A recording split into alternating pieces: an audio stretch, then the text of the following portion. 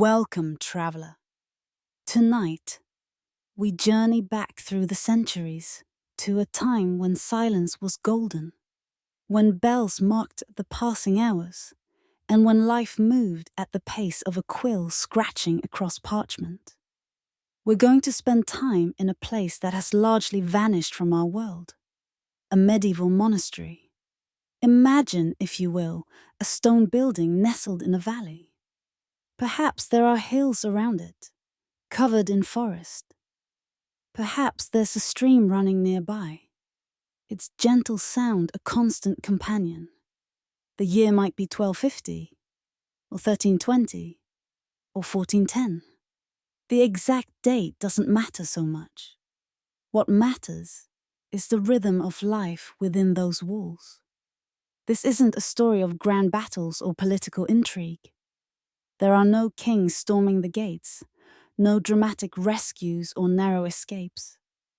Instead, this is a story about routine, about repetition, about the small quiet moments that made up the lives of men who had chosen to step away from the world.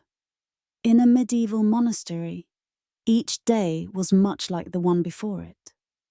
The same prayers were said at the same hours. The same meals were eaten in the same silence. The same work was done with the same tools. And for many monks, this sameness was not a burden, it was the entire point. The monastery we're visiting tonight is a Benedictine house, following the rule of Saint Benedict. It's not particularly large, perhaps 50 or 60 monks live here. It's not particularly wealthy, though it's not poor either. The fields surrounding the monastery provide enough grain and vegetables to feed the community. There are orchards that produce apples and pears in season. There's a fish pond that provides protein during the many fast days when meat is forbidden. The buildings are made of stone, quarried from a nearby hillside decades ago when the monastery was first founded. The stone has weathered with time. In some places, it's covered with moss or lichen. The roofs are made of slate, heavy and dark, designed to last for generations. The windows are small. Large windows would let in too much cold during winter, and glass is expensive. Some windows have been fitted with small panes of glass, paid for by wealthy donors. Others are covered with oiled cloth or thin sheets of scraped horn that let in light but keep out the wind. Inside the monastery walls, there's a world that operates by different rules than the secular world outside. Time is measured not by clocks, though some monasteries are beginning to acquire mechanical clocks by this period, but by the movement of the sun and the ringing of bells. The day is divided not into hours as we know them, but into the canonical hours, the times for prayer. The monks who live here have come from various backgrounds. Some are the younger sons of nobles, sent here because they could not inherit their father's lands. Some come from merchant families, their parents hoping that dedicating a son to God's service will earn the family divine favor. Some are from peasant families, boys who showed intelligence and were given to the monastery as oblates, gifts to God when they were children. And some, a smaller number, are men who came here as adults, having felt a genuine religious calling. They wear simple habits, long robes of undyed wool, black for the Benedictines, which is why people sometimes call them the Black Monks. They wear sandals or simple leather shoes. Their heads are tonsured, shaved in a circle on the crown, leaving a ring of hair around the sides. This tonsure is the mark of their status as clergy, setting them apart from laymen.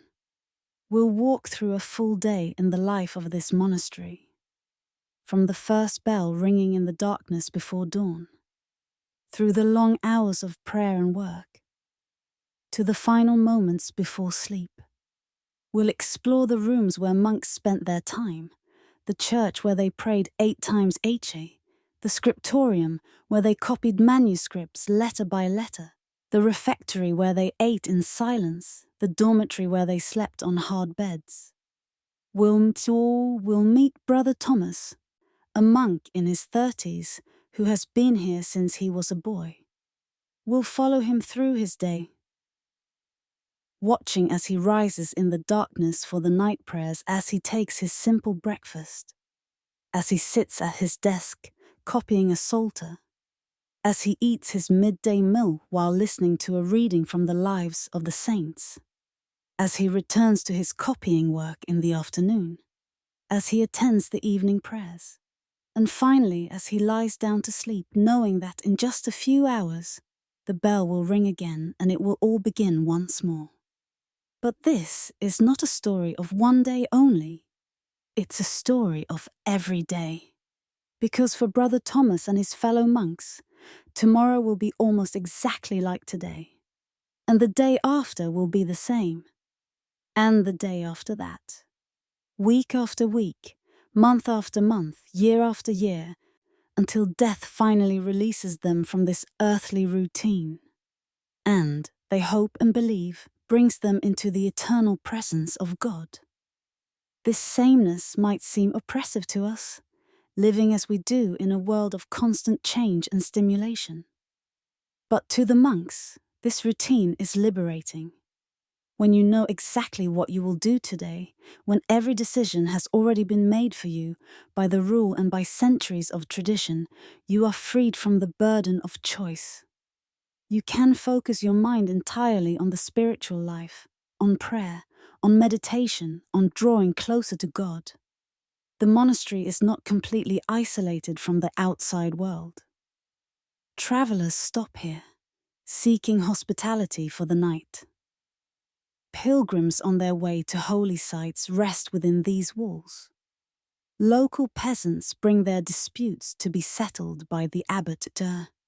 Merchants deliver supplies, parchment and ink for the scriptorium, candles for the church, wine for the altar and the refectory. But these interactions with the secular world are carefully managed. The monks live here precisely because they have chosen to withdraw from that world. So let us begin our journey.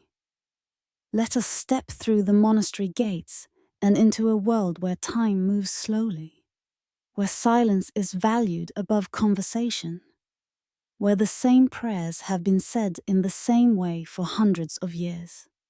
Let us spend a day, just one day, living as these men lived, following their routine, experiencing their world. The sun has set. Darkness has fallen over the valley.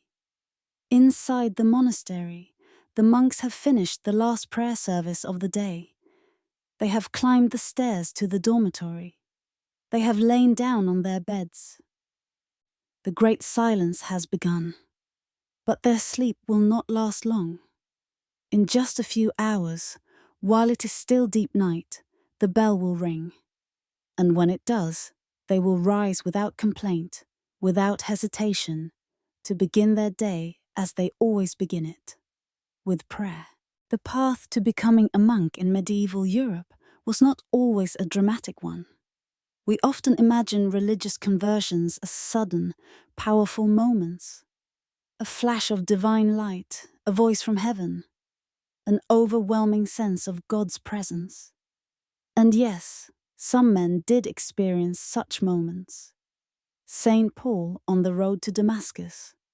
Saint Augustine in the garden, hearing the child's voice say, "Take up and read."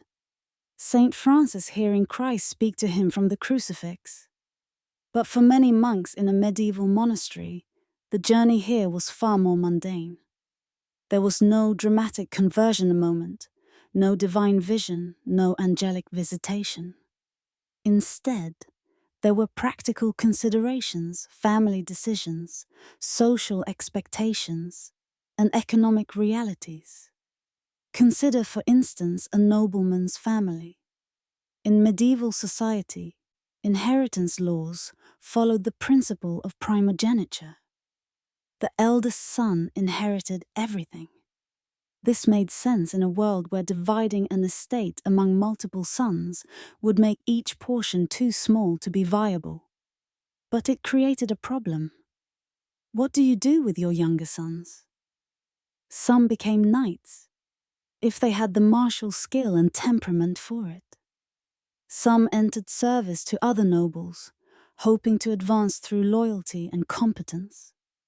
Some made advantageous marriages, wedding the daughters of men who had no sons.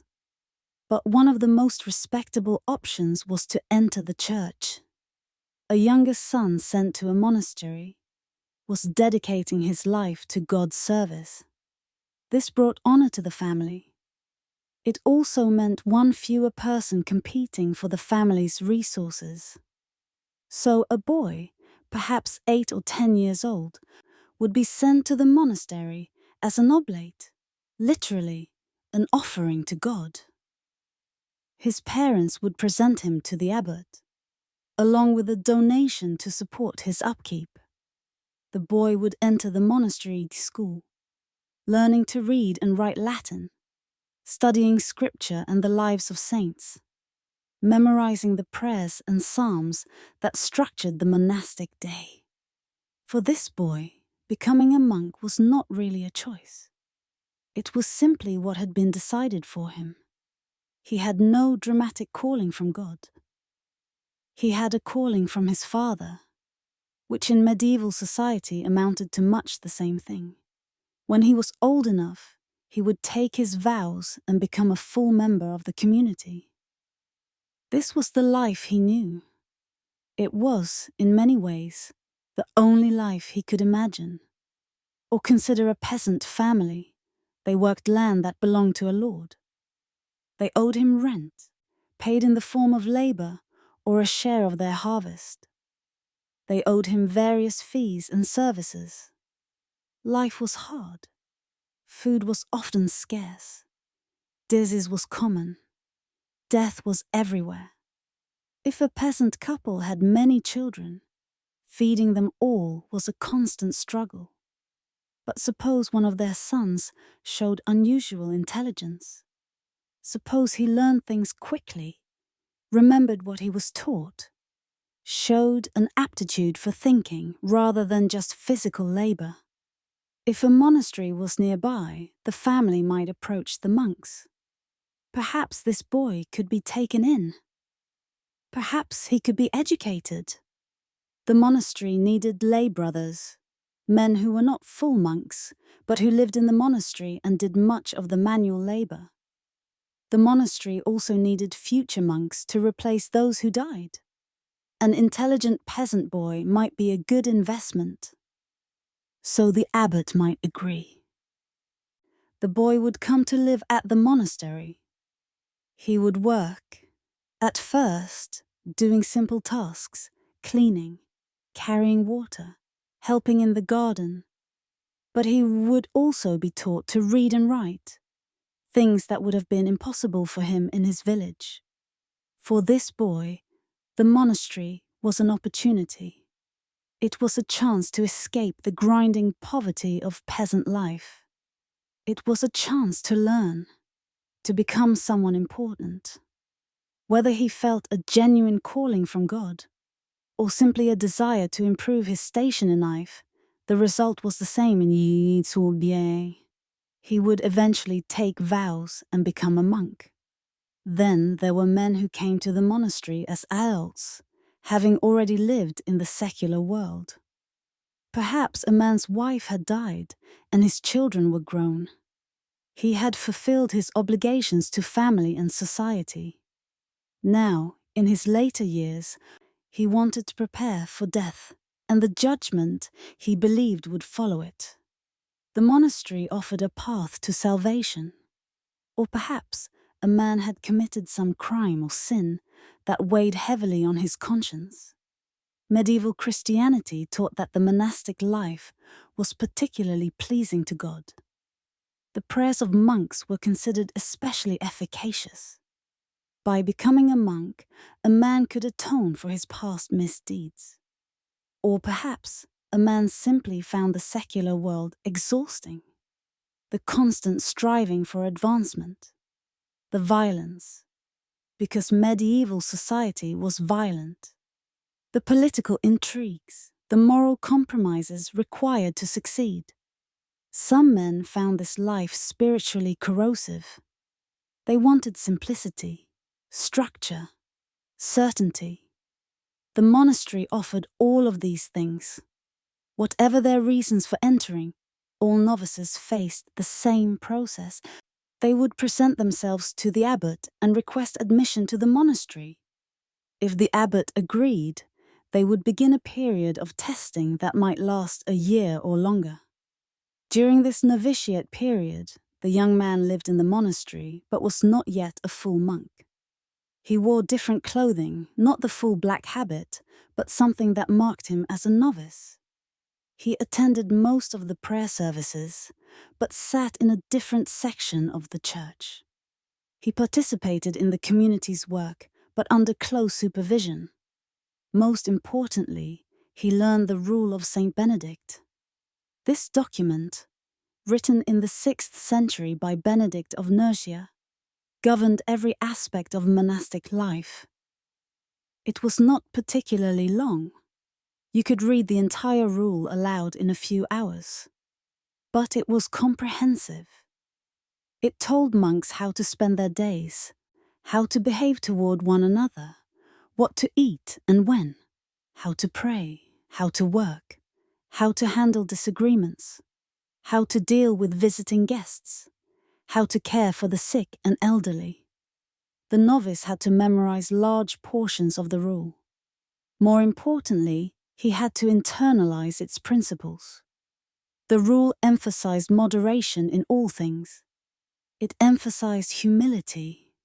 Monks should think of themselves as the lowest of the low, unworthy servants of God. It emphasized obedience to the abbot, to the rule itself, to the traditions of the monastery. It emphasized stability. Once you became a monk, you stayed in that monastery for life. The novice master, an experienced monk assigned to train newcomers, would watch the novice carefully. Did he wake promptly when the bell rang for night prayers? Did he maintain silence when silence was required? Did he accept correction gracefully? Did he do his assigned work diligently without complaint? Could he handle the physical discomforts of monastic life? The hard bed, the simple food, the cold buildings, the long hours of standing during prayers. Some novices thrived. They found that the monastic life suited them. The routine was comforting rather than oppressive. The silence was peaceful rather than lonely. The simple food was adequate. The hard work was satisfying. These men would complete their novitiate successfully. Other novices struggled. Perhaps they missed their families. Perhaps they found the food insufficient. Perhaps they chafed at the rules, at being told when to eat and sleep and pray. Perhaps they found the other monks difficult to live with, because monks were human, and humans do not always get along, even when they are trying to live holy lives. Some of these struggling novices would push through their difficulties and eventually adjust. Others would decide that the monastic life was not for them. They would leave, returning to the secular world, their brief time as a novice just an episode in their lives. But for those who stayed, there came eventually the day when they would take their vows. This was a solemn ceremony, held in the church, with all the monks in attendance. The novice would stand before the abbot. He would promise 3 things: obedience, stability, and conversation moral. Obedience meant submitting to the abbot's authority, and through him to the rule. If the abbot assigned you a task, you did it without argument. If the abbot corrected you, you accepted the correction humbly. Obedience was meant to break down pride and self-will, to train you in humility. Stability meant promising to remain in this monastery for the rest of your life. You would not wander from place to place. You would not decide you preferred a different monastery and transfer there. This was your community now, for better or worse, until death. Conversatiorum was perhaps the hardest vow to translate. It meant something like conversion of life or commitment to monastic values. You were promising to live differently from how people lived in the secular world. You were turning away from personal ambition, from the accumulation of wealth, from family ties, from sexual relationships, from all the things that normally structured human life. You were embracing a new way of being. After speaking these vows, the new monk would receive his habit, the black robe that marked him as a Benedictine. He would take his place among the community. He was now fully and completely a monk, and barring some extraordinary circumstance, he would remain a monk until the day he died. Before we follow the monks through their daily routine, let us walk through the monastery itself. Understanding the physical space helps us understand how life unfolded within these walls. The layout of a medieval monastery was not random. It followed a plan that had been refined over centuries, a plan designed to support the monastic life in all its aspects. At the heart of the monastery complex stood the church. This was usually the largest building, and often the most beautiful. Even in relatively poor monasteries, the church received whatever architectural embellishment the community could afford. This was the house of God, after all. This was where the monks gathered 8 times each day and night to pray. This was where Mass was celebrated, where the most solemn moments of the liturgical year unfolded. The church was built in the form of a cross, as was common in medieval architecture. The long arm of the cross formed the nave, where visitors and lay brothers might stand during services. The crossing, where the arms met, was marked by the altar. Beyond the crossing stretched the choir, where the monks sat in their stalls during the prayer services. The choir stalls were wooden seats, arranged in rows facing each other across a central aisle. Each monk had his assigned place, determined by his rank in the community. The abbot sat at the head, in a seat that was slightly more elaborate than the others, though not too elaborate, because excessive display would violate the rule's emphasis on humility. The oldest monks sat nearest the abbot, the youngest sat farthest away. When a monk died, everyone moved up one place, like a slow procession through the years. The walls of the church were stone, thick and solid. They had to bear the weight of the roof and resist the elements for decades or centuries. The floor was also stone, though in some areas it might be covered with tiles or with rushes. The ceiling soared overhead, supported by arches and columns. Even in a modest monastery, the church created a sense of space and height that was meant to lift the mind toward heaven. Light entered through windows set high in the walls. In a wealthy monastery, these might be filled with stained glass depicting scenes from scripture or the lives of saints. The light filtering through colored glass cast patterns on the floor, pools of blue and red and gold that moved slowly as the sun crossed the sky.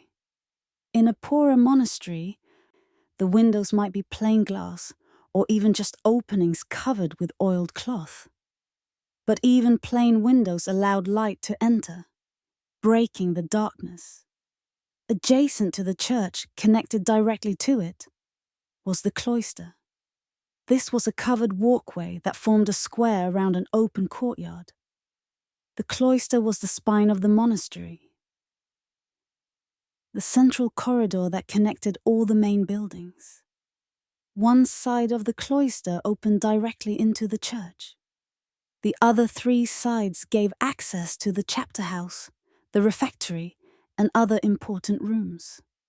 Walking around the cloister on a typical day, you would see monks moving from one place to another, going to prayers, going to meals, going to their work. You would see them walking slowly, in silence, or speaking in low voices about monastery business. The cloister was not a place for rushing or loud conversation. Everything about the monastery encouraged slowness, mindfulness, attention to the present moment. The open courtyard in the center of the cloister might contain a garden. Some monasteries grew herbs here. Medicinal plants like lavender, chamomile, feverfew, valerian. Others grew flowers, though this was less common, as flowers served no practical purpose, and the monastic life emphasized utility over beauty.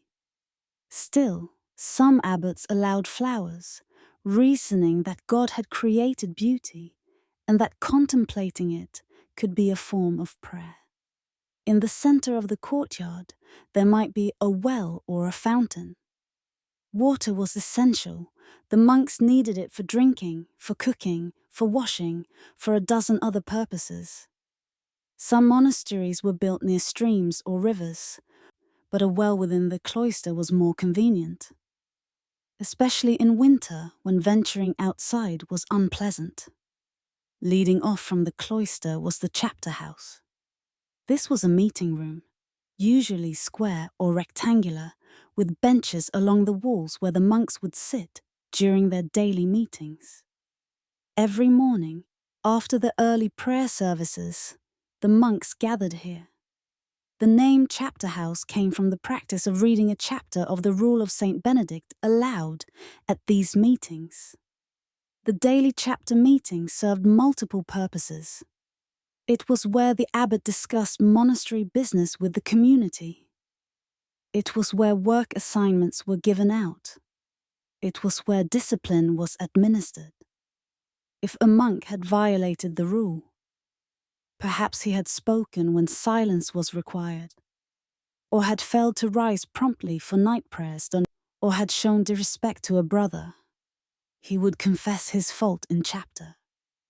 The abbot would assign a penance, which might be additional prayers, or a period of fasting, or being required to eat on the floor rather than at table, or some similarly humble task. The refectory, the dining hall, was another important room off the cloister. This was a long, narrow space with the tables running along the walls.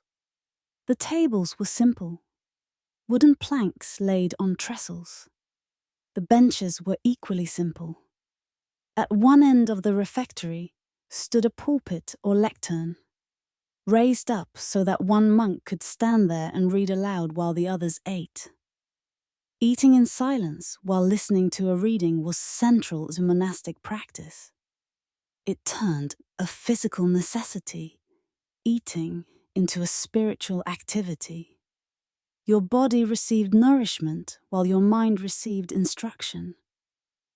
The readings might be from scripture, or from the lives of saints, or from the writings of the church fathers. They were meant to be edifying, to remind the monks why they were here and what they were striving for. The dormitory was a large room, often located on an upper floor directly above one side of the cloister. Here, the monks slept. In many monasteries, the dormitory was a single large open space. Each monk had a bed, really just a wooden frame with a straw mattress, separated from his neighbors' beds by low wooden partitions. These partitions provided a minimal amount of privacy, but you could still hear your neighbors breathing, hear them shift in their sleep, hear them get up in the night to use the latrine. The beds were hard. The mattresses were thin. The blankets were wool, rough and scratchy but warm. The monks slept fully clothed in their habits. This served two purposes. First, it meant they could rise quickly when the bell rang for night prayers without having to fumble for clothing in the darkness. Second, it was more modest. The monastic life emphasized modesty at all times. One interesting feature of many dormitories was the night stairs. These were a staircase leading directly from the dormitory down into the church. This meant that when the bell rang for vigils, the prayer service held around 2 in the morning, the monks did not have to go outside. They simply descended the night stairs and entered directly into the church. In the cold of winter, this was a significant mercy. The warming room was one of the few heated spaces in the monastery. Medieval heating was expensive and inefficient. Firewood had to be cut and hauled. Fires had to be tended constantly. Most rooms in the monastery were unheated. You simply endured the cold. But in the warming room, there was a fireplace. And during the winter months, a fire was kept burning. Monks could come here to warm themselves briefly, though they were not supposed to linger. The warming room was for physical comfort. And too much attention to physical comfort was spiritually dangerous. The scriptorium, where manuscripts were copied, might be a separate room, or it might simply be a section of the cloister walk where desks had been set up. The location depended on the size and wealth of the monastery. What mattered was having good light. Copying manuscripts required excellent vision and fine motor control. Poor light made the work slower and more error-prone. So the scriptorium was positioned to receive as much natural light as possible. We will spend considerable time in the scriptorium later, watching Brother Thomas at his work. For now, simply note that this was where one of the monastery's most important tasks occurred. Here, knowledge was preserved. Here, the words of Scripture, of the Church Fathers, of classical authors, were copied letter by letter, page by page, book by book, ensuring that they would survive for future generations. Beyond the main cloister were other buildings and spaces, the infirmary, where sick and elderly monks were cared for, the novitiate, where the newest members of the community lived during their training period, the guest house, where travelers could spend the night, the kitchens and bakeries, where food was prepared, the workshops, where monks who had specialized skills, carpentry, metalworking, leatherworking, plied their trades. There were gardens, both for vegetables and for herbs. There were orchards producing apples, pears, sometimes cherries or plums. There were fish ponds stocked with carp or pike, providing protein on the many days when meat was forbidden. There were stables for the monastery's few animals, perhaps a donkey or two for hauling loads, perhaps a few pigs being fattened for winter slaughter. All of this was enclosed within walls. These walls were not primarily defensive, though they could serve that purpose if needed. Rather, they were symbolic. They marked the boundary between the sacred space inside and the secular world outside. When you passed through the monastery gates, you entered a different realm, a place where different rules applied, where time moved differently, where the priorities of the outside world, wealth, power, status, were supposed to matter less than the priorities of the spirit. And throughout the monastery, at various points, hung bells. There was the great bell in the church tower, whose deep tone carried across the valley. There were smaller bells for specific purposes. The bell for meals, the bell for work, the bell for chapter meetings. These bells structured time itself. They replaced the sun's position in the sky, the hunger in your belly, the tiredness in your bones as markers of what you should be doing. When the bell rang, you stopped whatever you were doing and responded.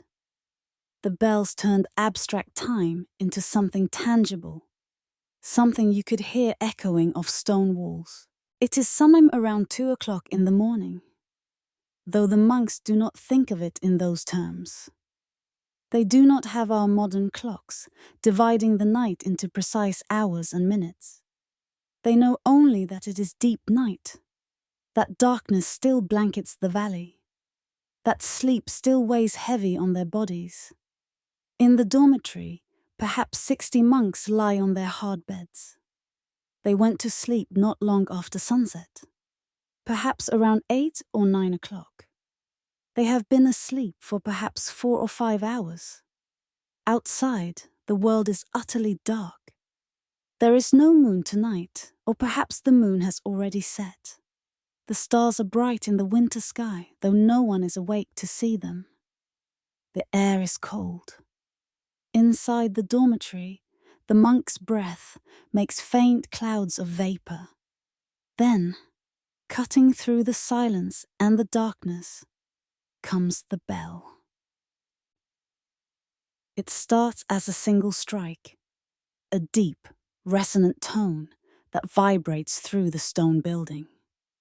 Then another strike, and another. The bell in the church tower is being rung by the monk, whose duty it is this week to wake the community. He pulls the rope in a steady rhythm, and the sound rolls out across the monastery, penetrating even into the dreams of sleeping men. This is the bell for vigils, the first of the 8 daily prayer services. Some monasteries call it matins. The name matters less than what it represents. The beginning of the monastic day, hours before dawn, in the cold and the dark. The monks do not lie in bed hoping the bell will stop.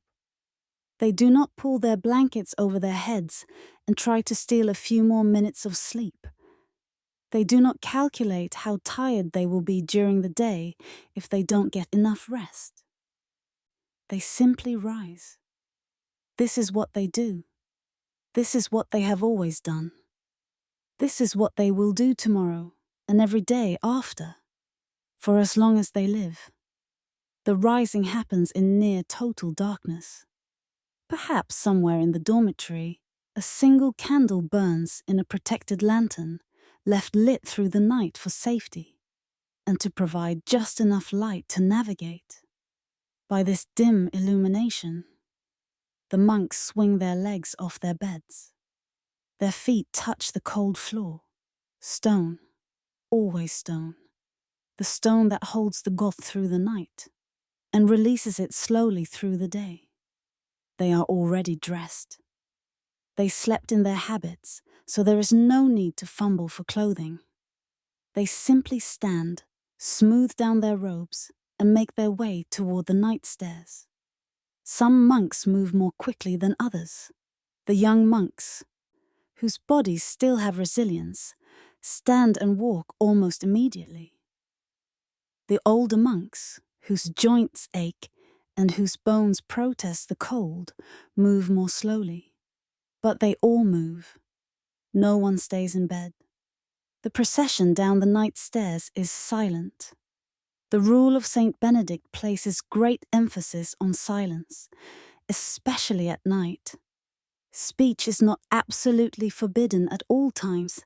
There are times when monks may speak to one another about necessary matters, but unnecessary conversation is discouraged.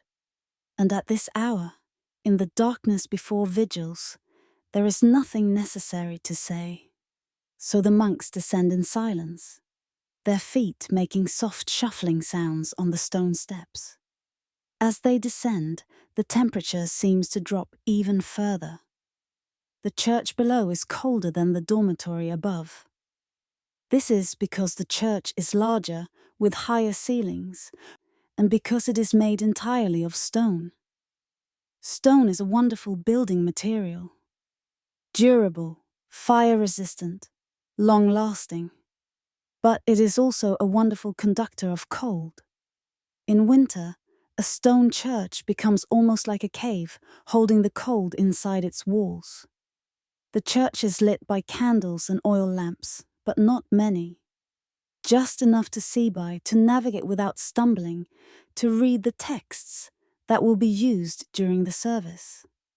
The light is dim and flickering. It creates pools of illumination surrounded by shadow.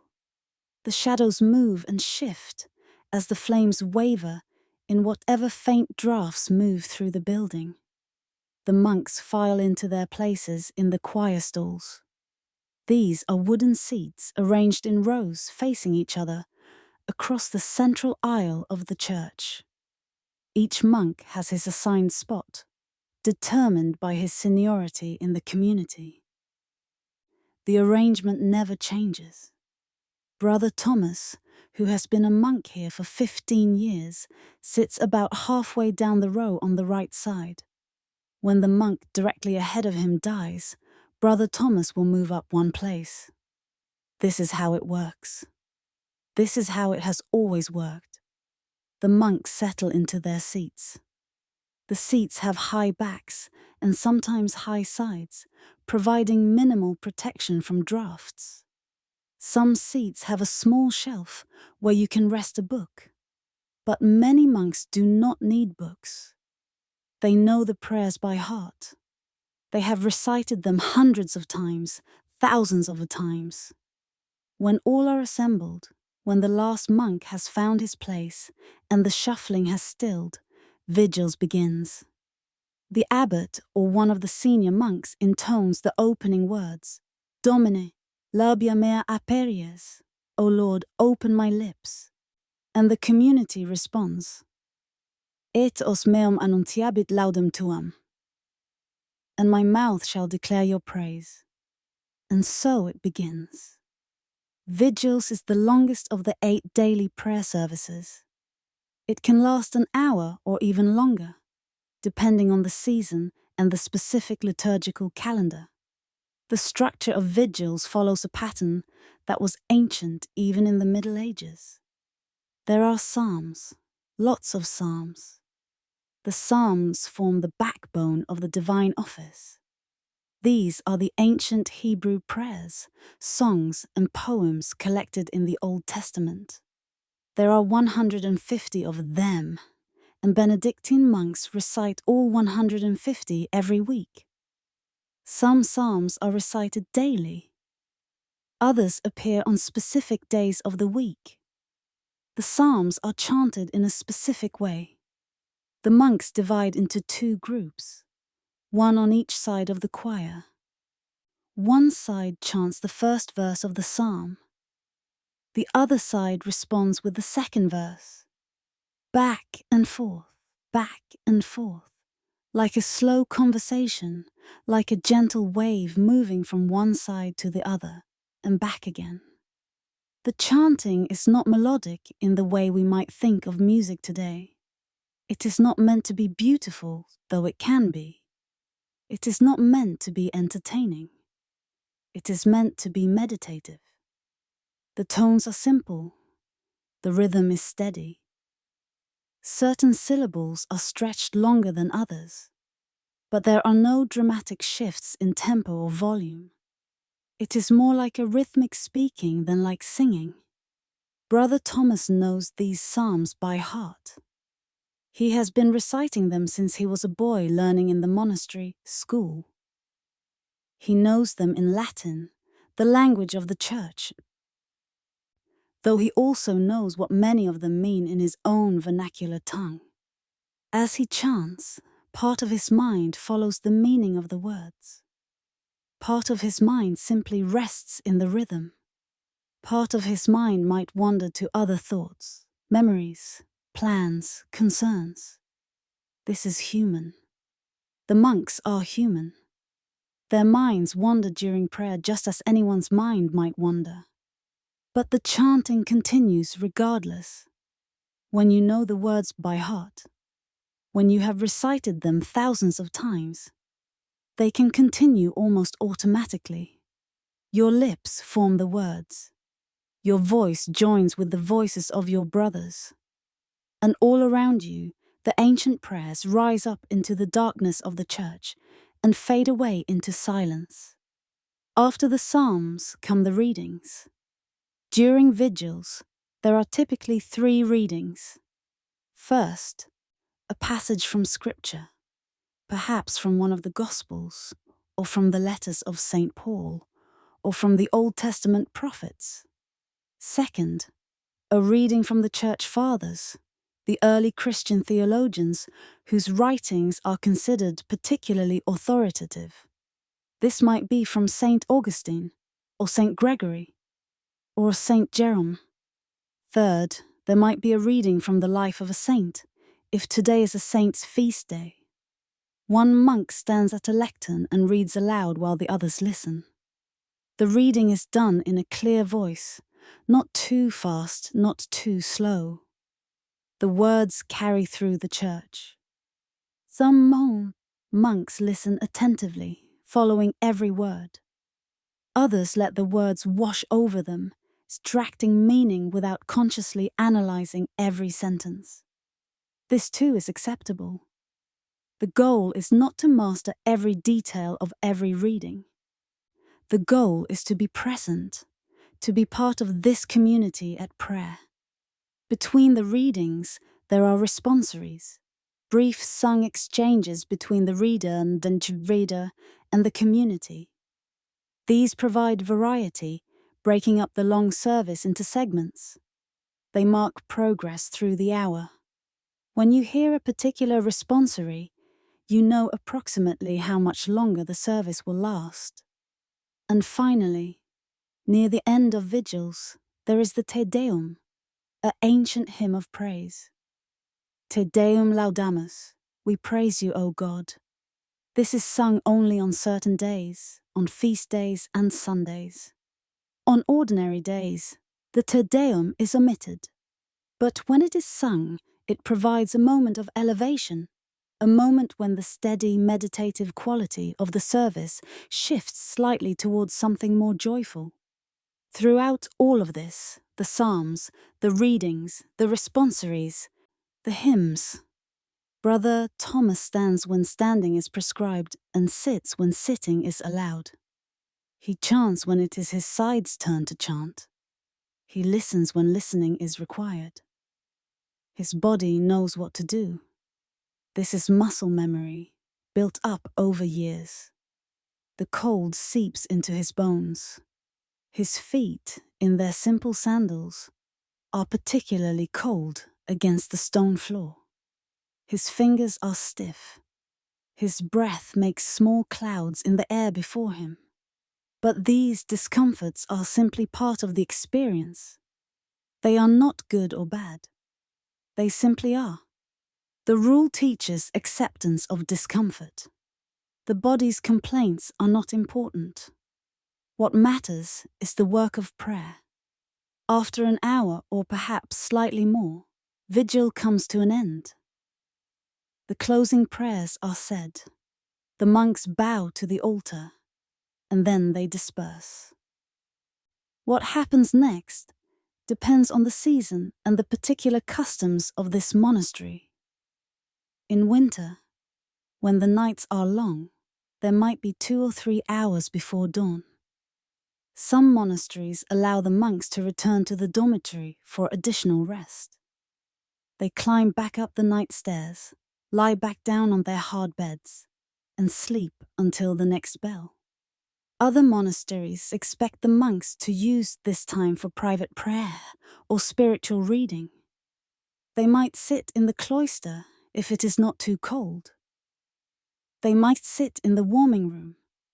They might remain in the church kneeling before the altar, lost in their own conversations with God. In summer, when dawn comes early, there might be only an hour or less before the next service. In that case, the monks often do not return to bed at all. They might sit in their choir stalls, dozing slightly. Waiting for Lauds. Brother Thomas, on this winter night, returns to the dormitory. He climbs the night stairs. lies down on his bed, pulls his blanket over himself. He is cold. He is tired. But he is also at peace. He has done what he was supposed to do. He has begun his day with prayer, as monks have done for centuries. In a few hours, the bell will ring again. And when it does, he will rise again, and the cycle will continue. Outside, the darkness is still complete. The stars still shine. The world beyond the monastery walls is still asleep. But inside, the work of prayer has begun, and it will not cease, day or night, as long as this monastery stands. The darkness is beginning to lift, though only barely. If you were standing outside the monastery, looking east toward where the sun will eventually rise, you might see the faintest hint of grey along the horizon. Not light exactly, just a lessening of the absolute darkness. A suggestion that day will come, eventually. Inside the dormitory, the monks who return to their beds after vigils are sleeping again, though their sleep is not deep. They are in that state between true rest and wakefulness, where you are dimly aware of your surroundings but not fully conscious. Some are dreaming. Others are simply lying still, their minds empty, their bodies grateful for these additional hours of horizontal rest. And then the bell rings again. This time, it is not the deep, measured tolling that called them to vigils. This is a lighter sound, a faster rhythm. This is the bell for Lauds, the morning prayer, the prayer that welcomes the new day. The name comes from the Latin word for praise. Lauds is about praising God for the gift of another day, for the sun that is about to rise, for life and breath and consciousness. The monks rise again, for the second time this night, though it is not really night anymore, but not yet day either. They leave their beds. This time there is slightly more light. The candle in the dormitory has burned lower, but it still provides illumination.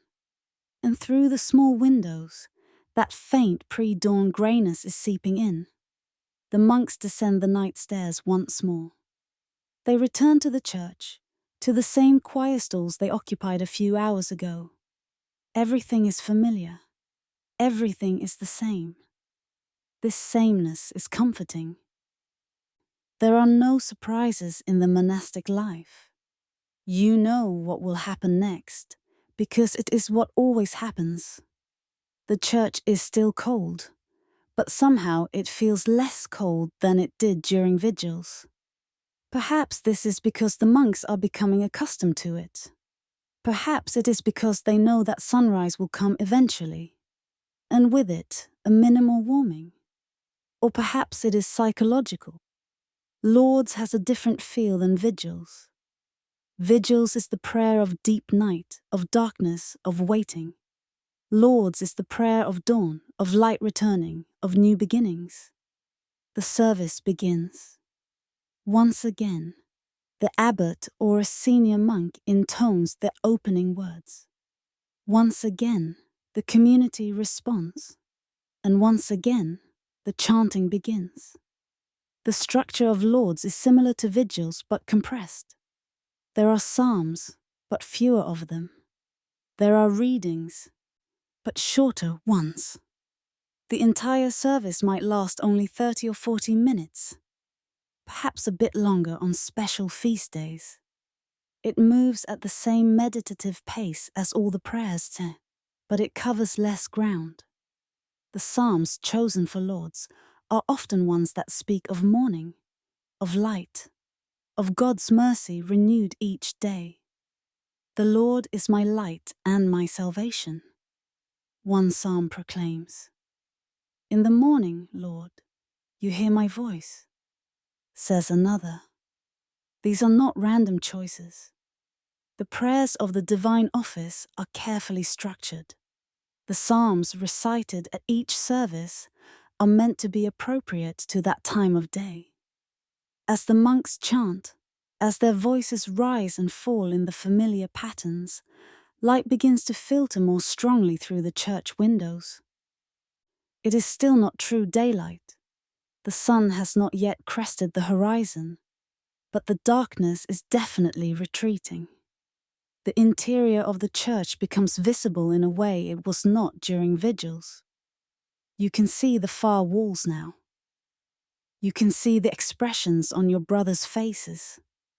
You can see the dust motes floating in the air.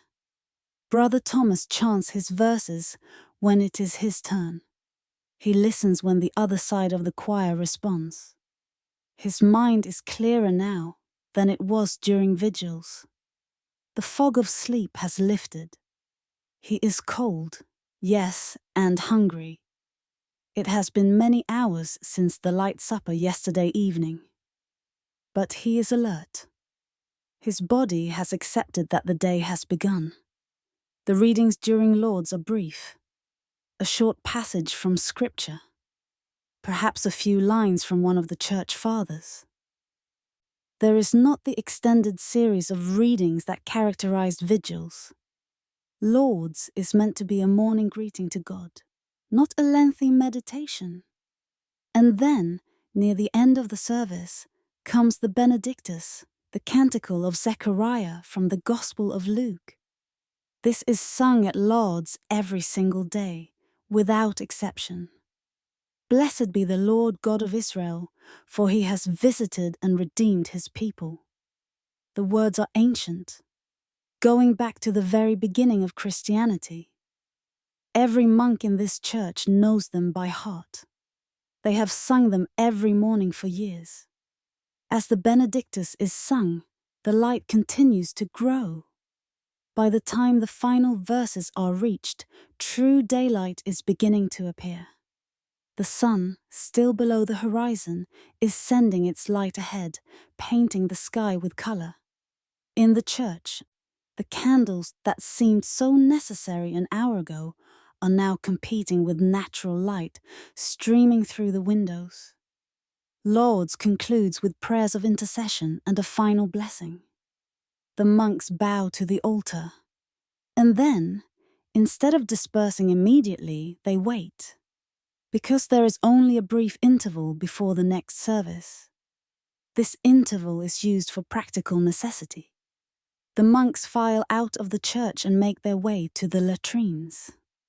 These are communal toilets, usually built over a stream or a deep pit that can be cleaned periodically. Privacy is minimal, modesty is maintained by custom rather than by architecture. The monks do what they need to do and then move on. Some monks stop at the lavatorium, a washing area usually located in the cloister. There are basins of water, cold water drawn from the well or from a stream. They splash water on their faces, rinse their hands. The water is shockingly cold. It drives away any remaining drowsiness. You are awake now, fully and completely awake. And then the bell rings again, calling them to prime. Prime is the first of the little hours, the shorter prayer services that punctuate the day between the major offices of vigils, lauds, and vespers. The name prime comes from the Latin word for first. It was originally recited at the first hour of daylight, though the timing has shifted over the centuries. The monks return to the church. They take their places in the choir stalls, and they pray again. Prime is brief, perhaps 15 or 20 minutes. The structure is simpler than lauds or vigils. There are psalms, of course. There are always psalms. There is a short reading from Scripture. There are prayers and then it is over. But prime serves an important purpose. It completes the morning sequence of prayers, vigils in the darkness, lauds at dawn, prime in the early morning light. These three services bracket the transition from night to day.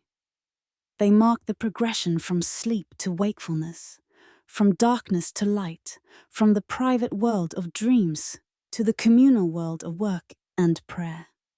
After prime comes the daily chapter meeting. The monks leave the church and gather in the chapter house. This is a room designed for this purpose, with benches along the walls where the monks sit facing inward. The chapter meeting follows its own ritual structure. First, a chapter of the Rule of St. Benedict is read aloud. This is where the chapter house gets its name. Every day, a portion of the rule is read. Over the course of several weeks, the entire rule is read, and then they begin again at the beginning. The monks hear the rule over and over and over throughout their lives.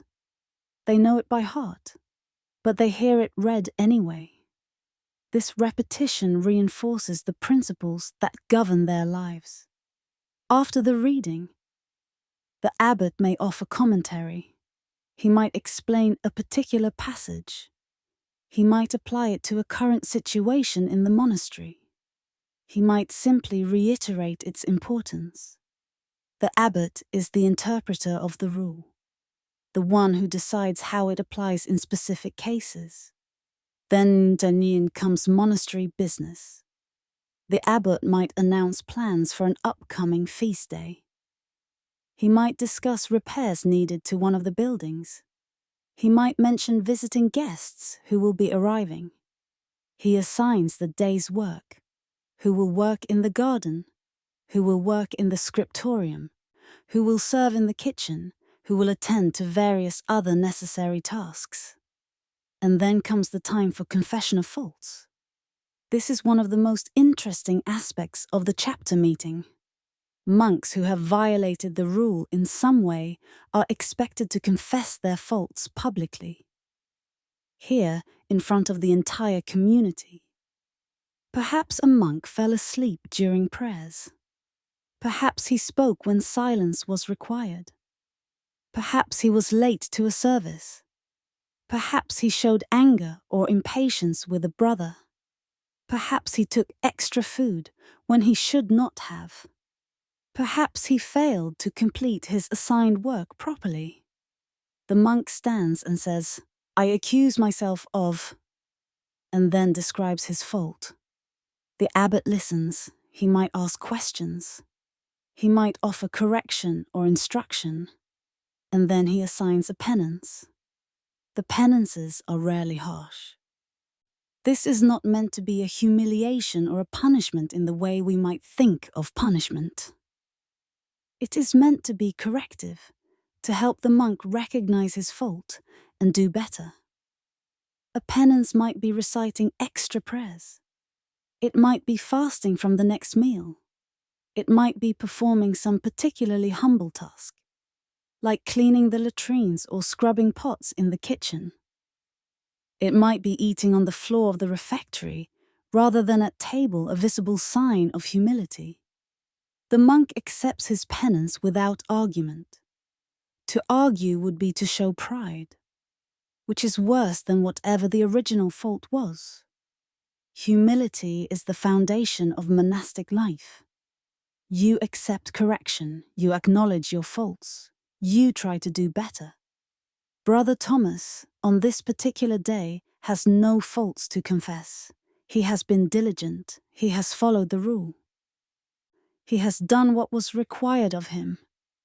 But he has sat through many chapter meetings where he did confess faults, and he will sit through many more in the future. No one is perfect. Everyone fails sometimes. The chapter meeting provides a structured way to acknowledge those failures and move past them. When all faults have been confessed and all penances assigned, when all monastery business has been discussed, the abbot dismisses the community. The monks rise from their benches. They file out of the chapter house. And now, finally, they can break their fast.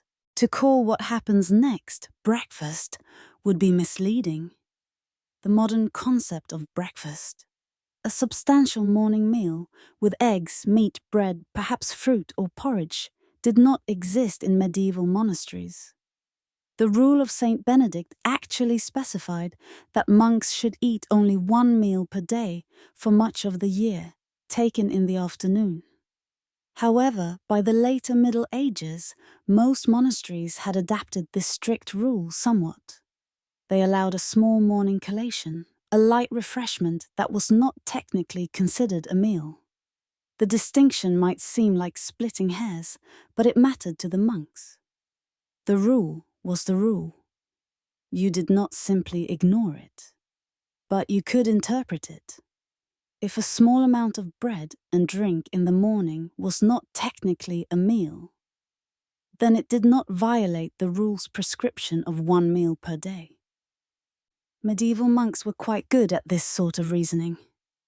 Brother Thomas and his fellow monks make their way to the refectory, or perhaps to the cloister, or perhaps to some other designated spot, depending on the customs of this particular monastery. What they receive varies by season and by the monastery's resources, but it is always simple. There is bread. Always bread. Bread is the staff of life in the medieval world. It is made from whatever grain the monastery's fields produce. If the monastery is wealthy or particularly well situated, the bread might be made from wheat. Wheat bread is lighter, finer, considered superior. But many monasteries cannot afford to use wheat for everyday consumption. Their bread is made from rye or barley, or sometimes a mixture of grains. This bread is coarser, denser, heavier. It is dark brown or grey rather than golden. It has a strong, earthy taste, and it is hard. The bread distributed in the morning is not fresh from the oven. It might be a day old, or 2 days old, or even older. Fresh bread is too precious to distribute casually. It is served at the main midday meal. What the monks receive in the morning is what is left over, what has begun to harden. This is not waste, it is practical. Hard bread keeps longer than soft bread. And hard bread, soaked in weak ale or wine, becomes soft enough to eat.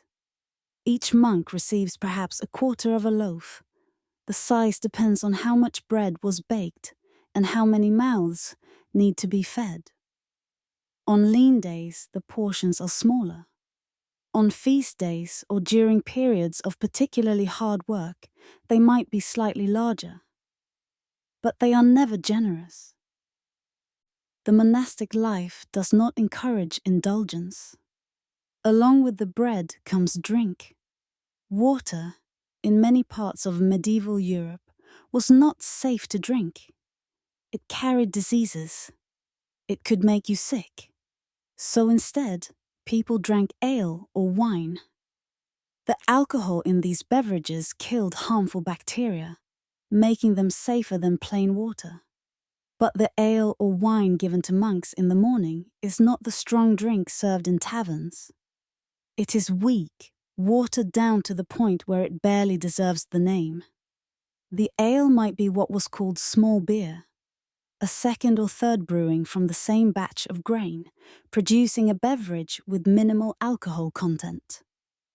The wine might be heavily diluted, mixed with 2 or 3 parts water to 1 part wine. The point is hydration and a minimal number of calories, not intoxication. The monks receive their bread and drink quickly. There is no lingering over this morning collation. No conversation. Even the reading that accompanies the midday meal is absent. You take your portion, you consume it, and you move on to the day's work. Brother Thomas takes his piece of bread. It is heavy in his hand, dense and solid. He breaks off a piece and puts it in his mouth. The bread is indeed hard. It requires serious chewing. His jaw works steadily, grinding the tough bread into something he can swallow. The taste is grainy, slightly sour from the fermentation process that leavened it. It is not delicious, but it is not supposed to be. It is fuel. He takes a drink of the weak ale. It is thin, barely flavored, but it moistens his mouth and helps him swallow the bread. He alternates. Bite of bread, swallow of ale. Bite of bread, swallow of ale. The ale is cool, but not cold. There is no way to keep beverages cold in a medieval monastery except in winter, when the natural temperature might do the work. Around him, his brothers are doing the same. 60 men, chewing in silence, drinking weak ale, preparing their bodies for the work ahead. There is no complaint.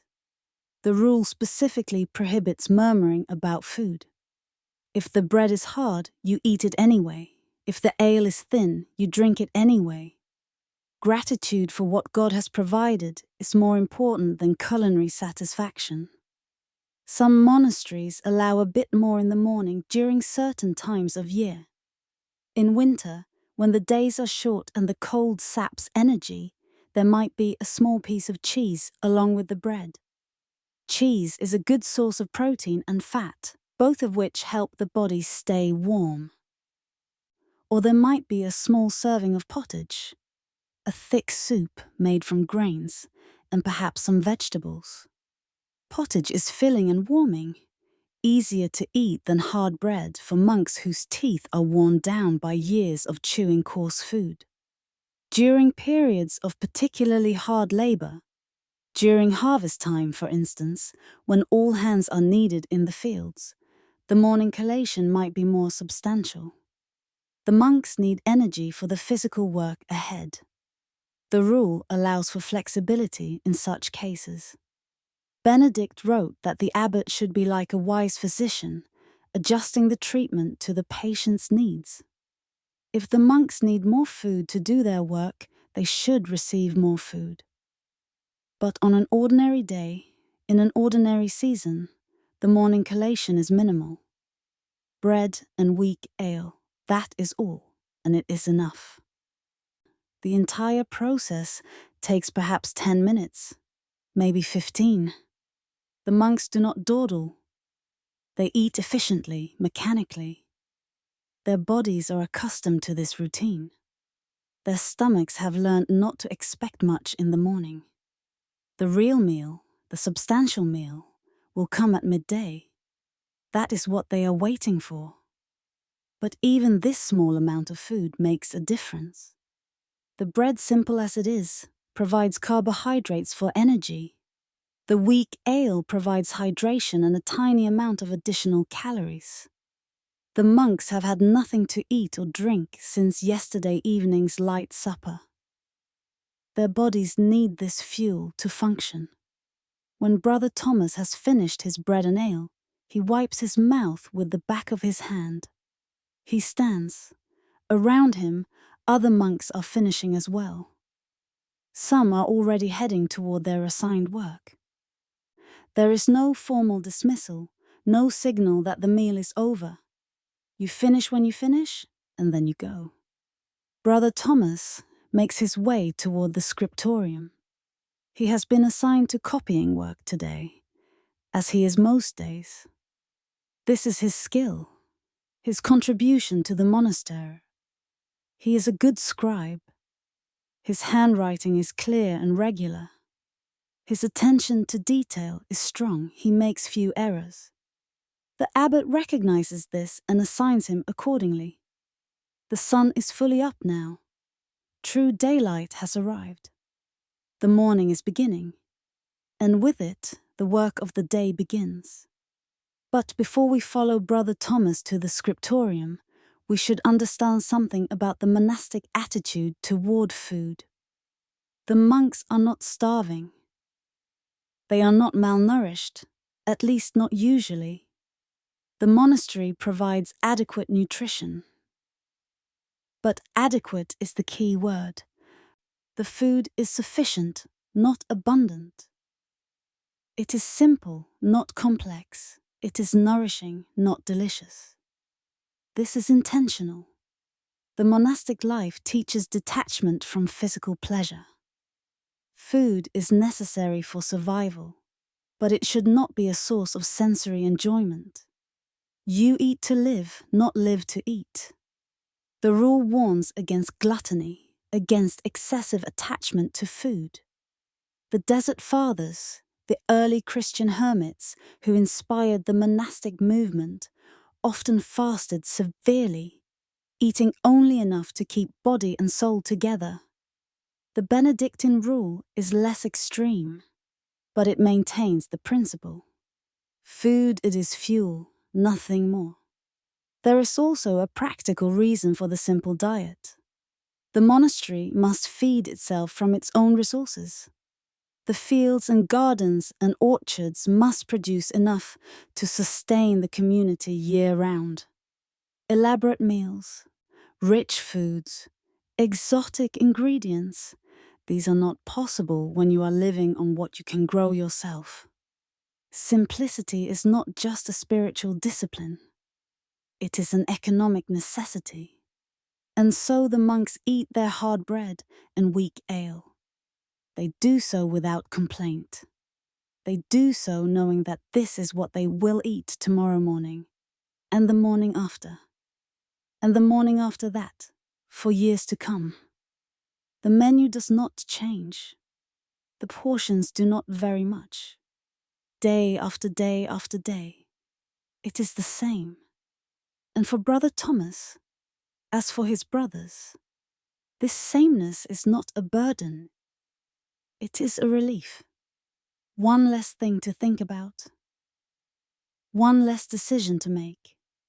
When you know exactly what you will eat, when the food is always the same, you can turn your attention to more important things. To prayer.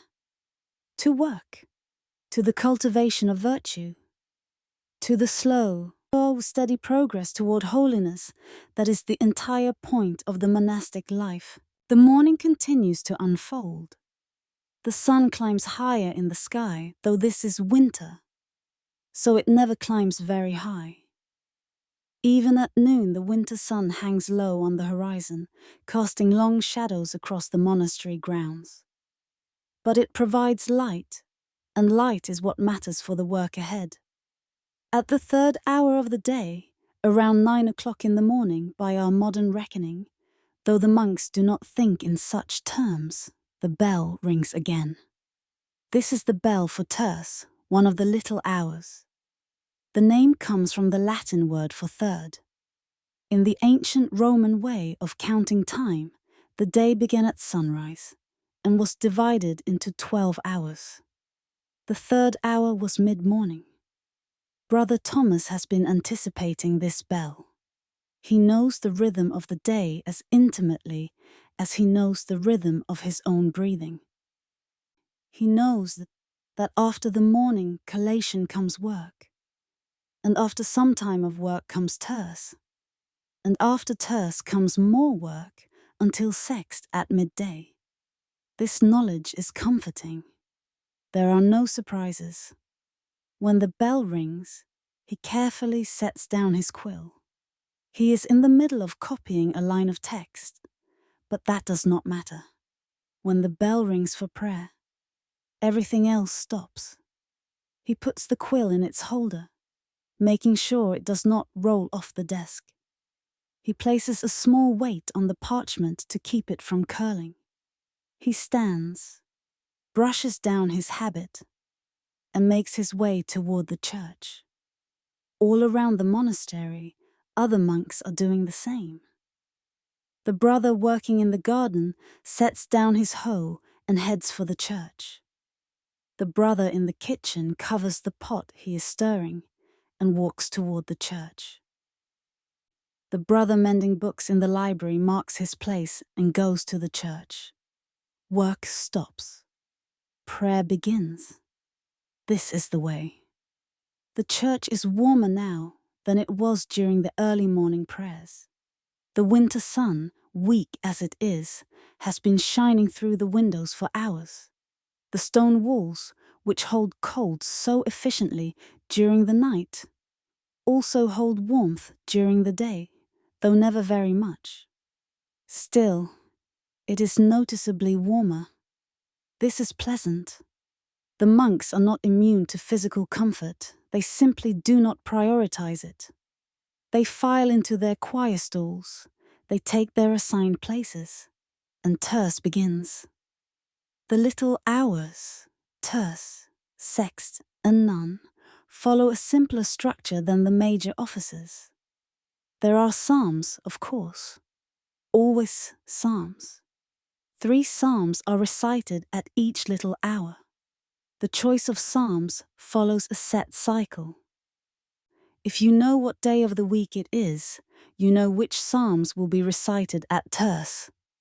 The chanting is the same as always. One side, then the other, back and forth, the familiar rhythm, the ancient words. Brother Thomas chants his verses automatically. His body is here, his voice is producing the sounds, but part of his mind is still thinking about the manuscript he was copying. He was in the middle of a Psalm 23, "The Lord is my shepherd, I shall not want." He knows where he left off. When he returns to the scriptorium after terce, he will need to reread the last few lines to orient himself before continuing. This divided attention might seem like a failure of mindfulness, but it is actually normal and accepted. The monks are human. Their minds wander. What matters is that they are here, that they are participating, that the prayers are being said.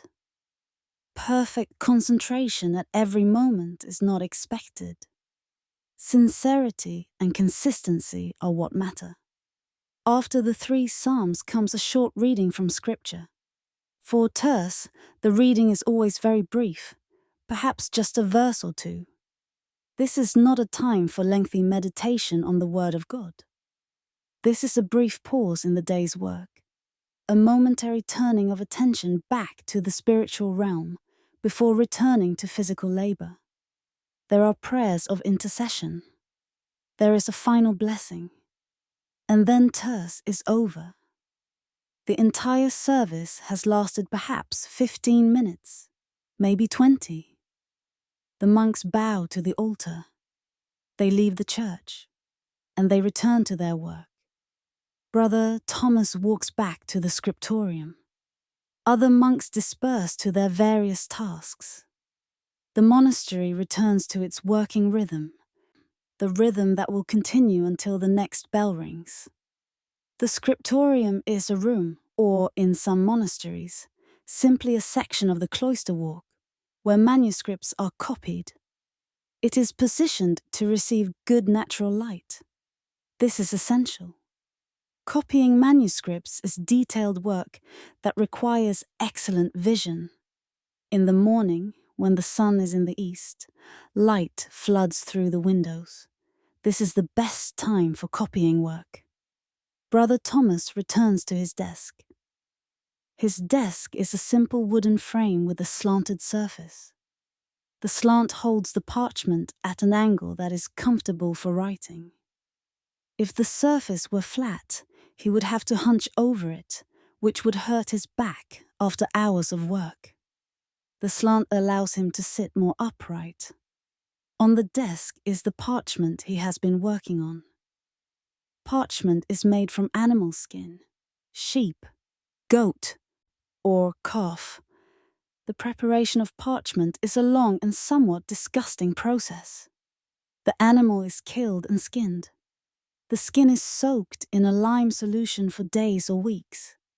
This loosens the hair, which is then scraped off. The skin is stretched on a frame and left to dry. Once dry, it is scraped again to remove any remaining flesh or fat from the inner surface and any remaining hair from the outer surface. Finally, it is rubbed with pumice stone to smooth it and make it suitable for writing. A single animal skin, when processed this way, yields perhaps 2 or 4 pages of usable parchment, depending on the size of the animal and the size of the pages being made. A complete book might require the skins of dozens of animals. This makes parchment expensive. Every page is valuable. Errors are costly.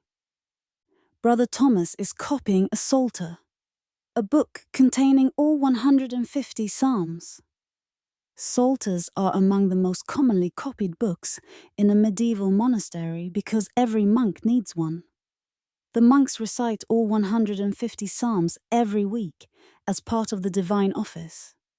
Having your own psalter allows you to follow along during the services, to study the psalms during private prayer time, to memorize new psalms or refresh your memory of ones you have not recited recently.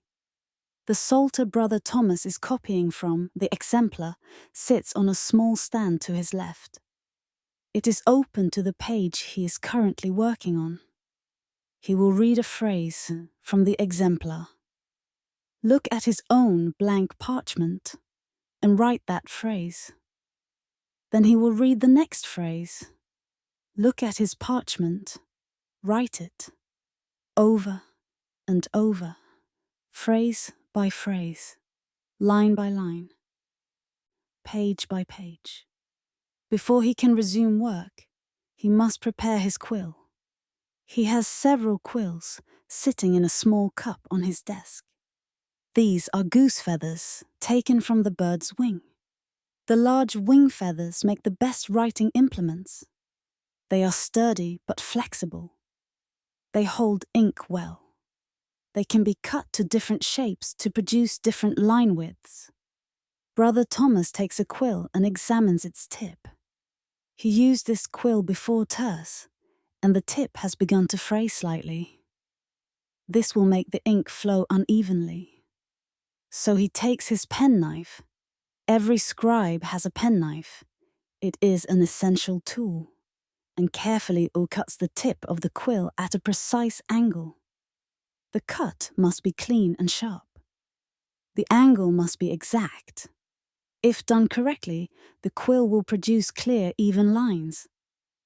He tests the newly cut quill on a scrap of parchment kept nearby for this purpose. He dips it in the ink pot and makes a few marks. The lines are crisp and black.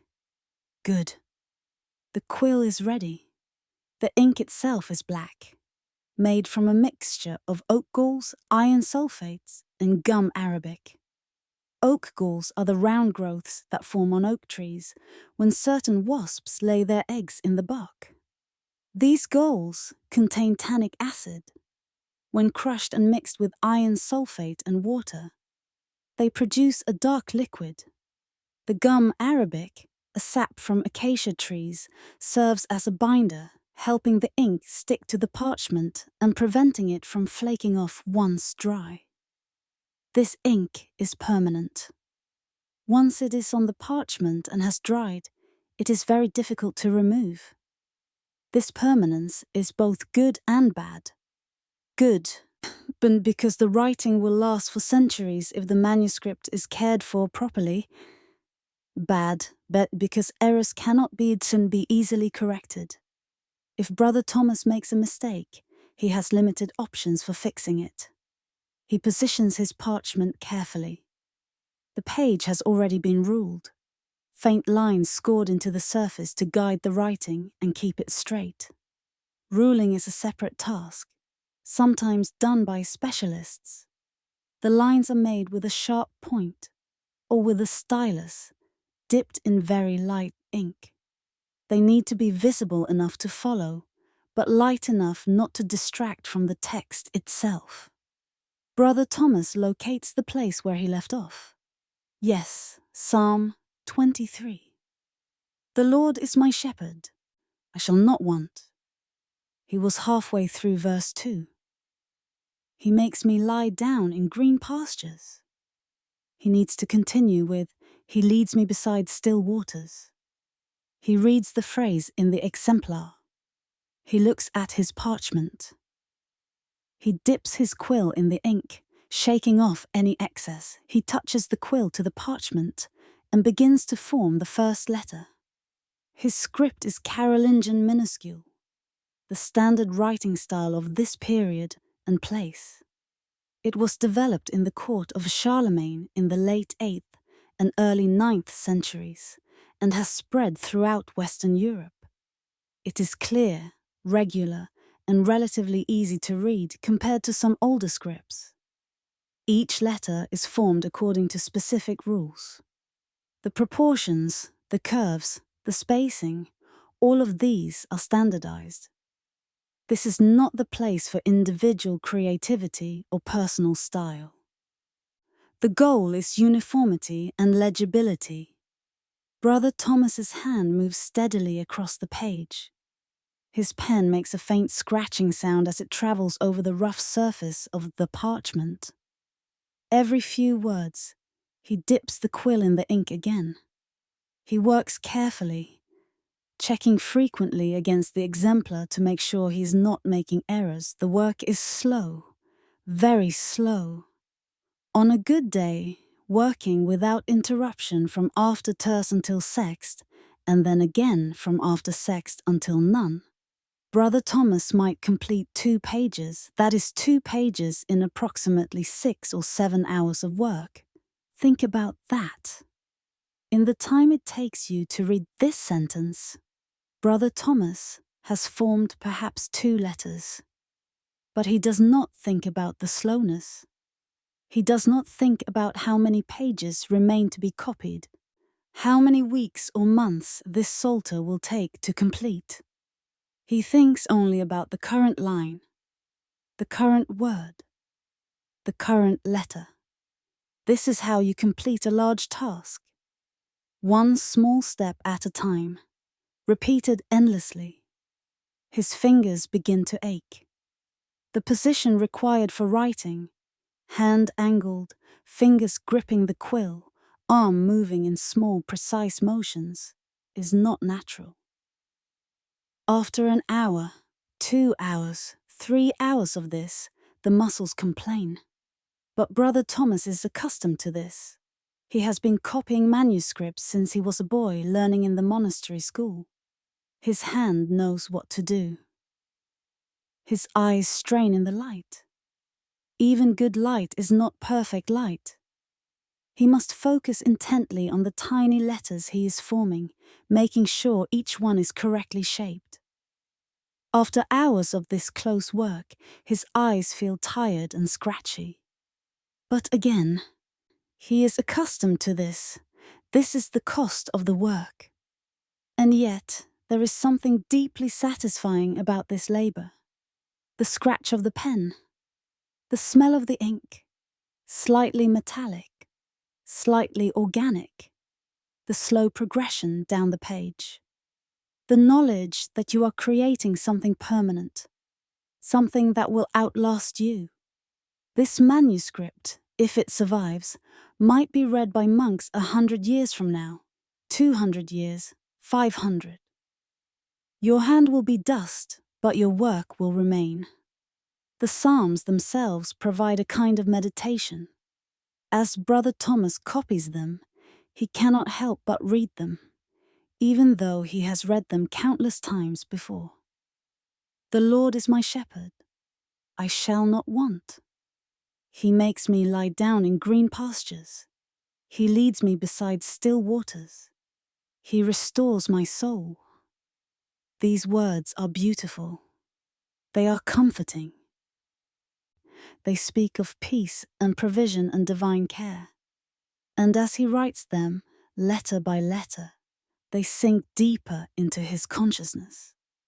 This is one of the reasons why copying scripture is considered particularly valuable work. You are not just preserving the text for others. You are absorbing it yourself. The act of writing forces you to pay attention to every word, every phrase. You cannot skim when you are copying. You must engage with the text at the most basic level. Around Brother Thomas in the scriptorium, other monks are engaged in similar work. One is copying a gospel. Another is working on a commentary by St. Augustine. A third is copying a medical text. Yes, Monasteries copied secular works as well as religious ones. Knowledge of all kinds was valued and preserved. There is also an illuminator working in the corner. Illumination is the art of decorating manuscripts with elaborate capital letters, border designs, and sometimes full-page illustrations. This work requires different skills than simple copying. The illuminator must be able to draw, to mix colors, to apply gold leaf. It is specialized work, done only by those with artistic talent. The illuminator sits with an array of small pots containing pigments. These pigments are expensive. Blue comes from ground lapis lazuli, a stone imported from Afghanistan at great cost. Red comes from vermilion made from mercury and sulfur. Green can be made from copper, though it sometimes corrodes the parchment. Gold is actual gold, beaten into incredibly thin sheets that can be applied to the page. When burnished, it gleams like a tiny sun. Creating an illuminated capital letter might take a full day. The illuminator must first sketch the design lightly in lead or charcoal. Then apply the colors in layers, allowing each layer to dry before adding the next. Then apply the gold leaf, which must be done very carefully. The gold is so thin it tears easily. Finally, burnish the gold until it shines. The result is a letter that draws the eye, that marks an important passage, that turns a simple text into a work of art. But most of the manuscripts being created in this scriptorium are not illuminated. They are plain text, black ink, on cream-colored parchment. They are functional objects meant to be used rather than admired. And that is fine. Not everything needs to be beautiful. Some things just need to work. Brother Thomas continues his copying. Line by line, word by word, letter by letter. Outside, the sun continues to climb. Inside, the work continues.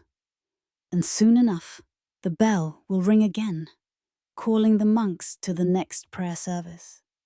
But for now, there is only the scratching of the pen, the slow progression across the page, and the ancient words taking shape under Brother Thomas's careful hand.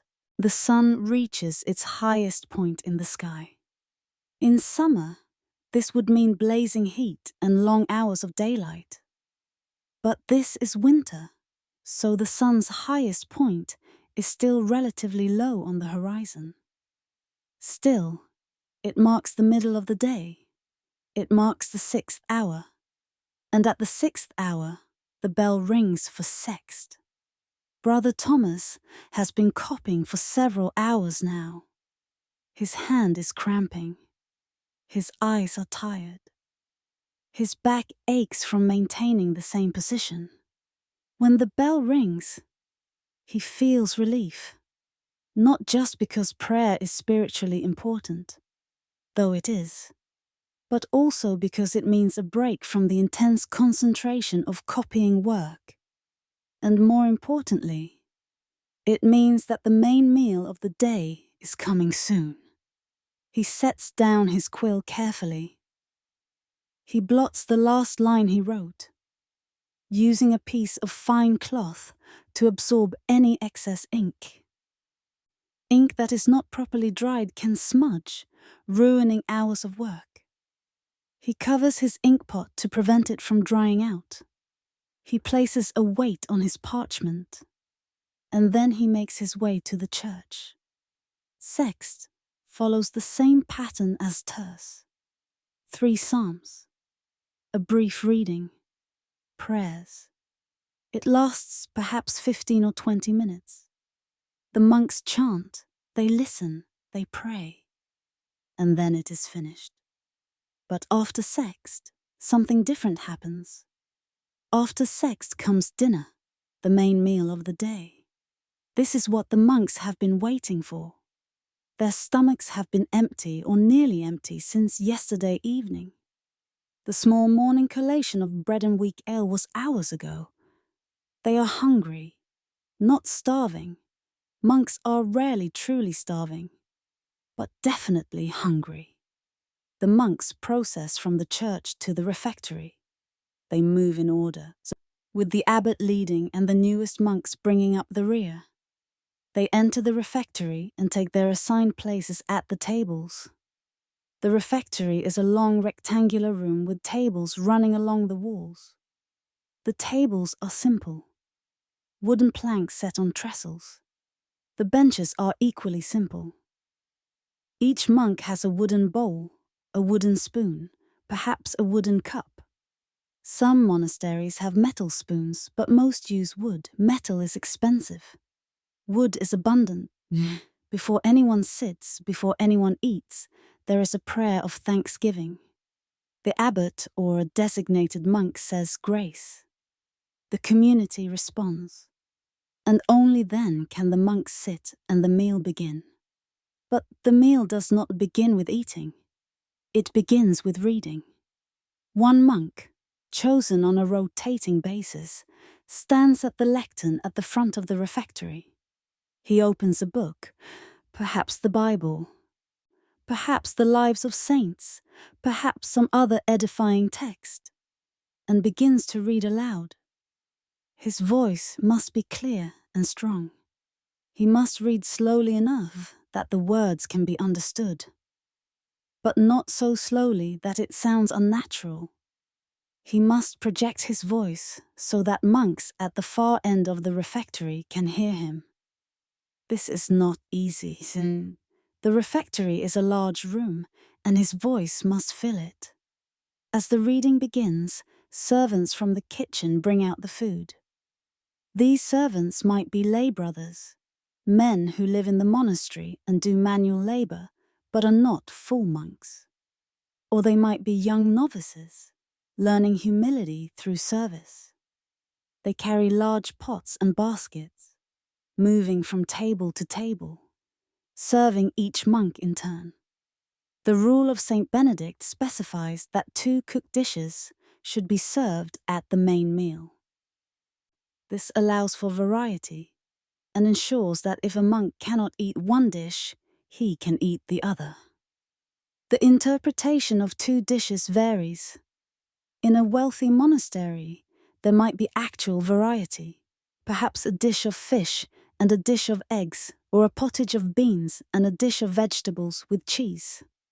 In a poorer monastery, the 2 dishes might both be variations on pottage, one with beans, one with lentils, both otherwise identical. Today, Brother Thomas receives a ladleful of pottage. Pottage is a thick soup or stew, a staple of the medieval diet. This pottage contains beans, onions, and some cabbage. It has been seasoned with salt and perhaps some herbs from the monastery's garden, parsley, thyme, sage. It is hot, steaming in the cool air of the refectory. It smells good. After hours of hunger, even simple food smells wonderful. The second dish is a portion of boiled vegetables, turnips, leeks, more cabbage. These vegetables are what the monastery gardens can produce in winter. In summer, there might be peas, carrots, beets. In autumn, there might be squash or pumpkin. But in winter, the choices are limited to storage vegetables, the ones that keep well in the cold. There is also bread, of course. Always bread. Each monk receives a generous portion, perhaps half a pound or more. This bread is fresher than the morning's bread, baked yesterday or the day before. It is still hard enough to require serious chewing, but it is not petrified. And there is wine. Real wine this time, not the heavily watered stuff from the morning. The wine is poured into wooden cups. Each monk receives perhaps a cup, maybe slightly less. The rule warns against drunkenness, but it allows for wine in moderation. Wine provides calories. It provides some vitamins. And in small amounts, it aids digestion. Brother Thomas looks at the food before him, his bowl of pottage, still steaming, his pile of boiled vegetables, his hunk of bread, his cup of wine. It is not a feast, it is simple fare. But to a hungry man, it looks good. He picks up his spoon and begins to eat. The pottage is thick and filling. The beans provide protein. The vegetables provide bulk. The broth provides liquid and carries the flavors. It is hot going down, warming him from the inside. He chews slowly, thoroughly. The monks are expected to eat mindfully, not to gobble their food like animals. The vegetables are soft from long boiling. They have little flavor beyond their basic vegetable taste and the salt they were cooked in. But that is fine. Flavor is not the point. Nutrition is the point. These vegetables provide necessary vitamins and minerals, even if the monks do not think of it in those terms. The bread is chewy and substantial. Brother Thomas tears off pieces and dips them in his pottage, letting the bread soak up the broth. This softens the bread and makes it easier to eat.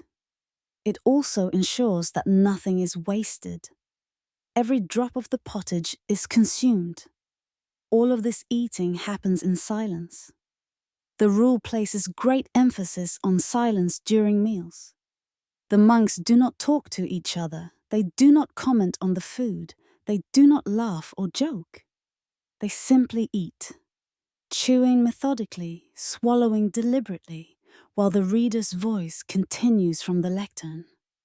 Today, the reading is from the Vita Patrum, the Lives of the Fathers, a collection of stories about the early Christian hermits who lived in the Egyptian desert in the 3rd and 4th centuries.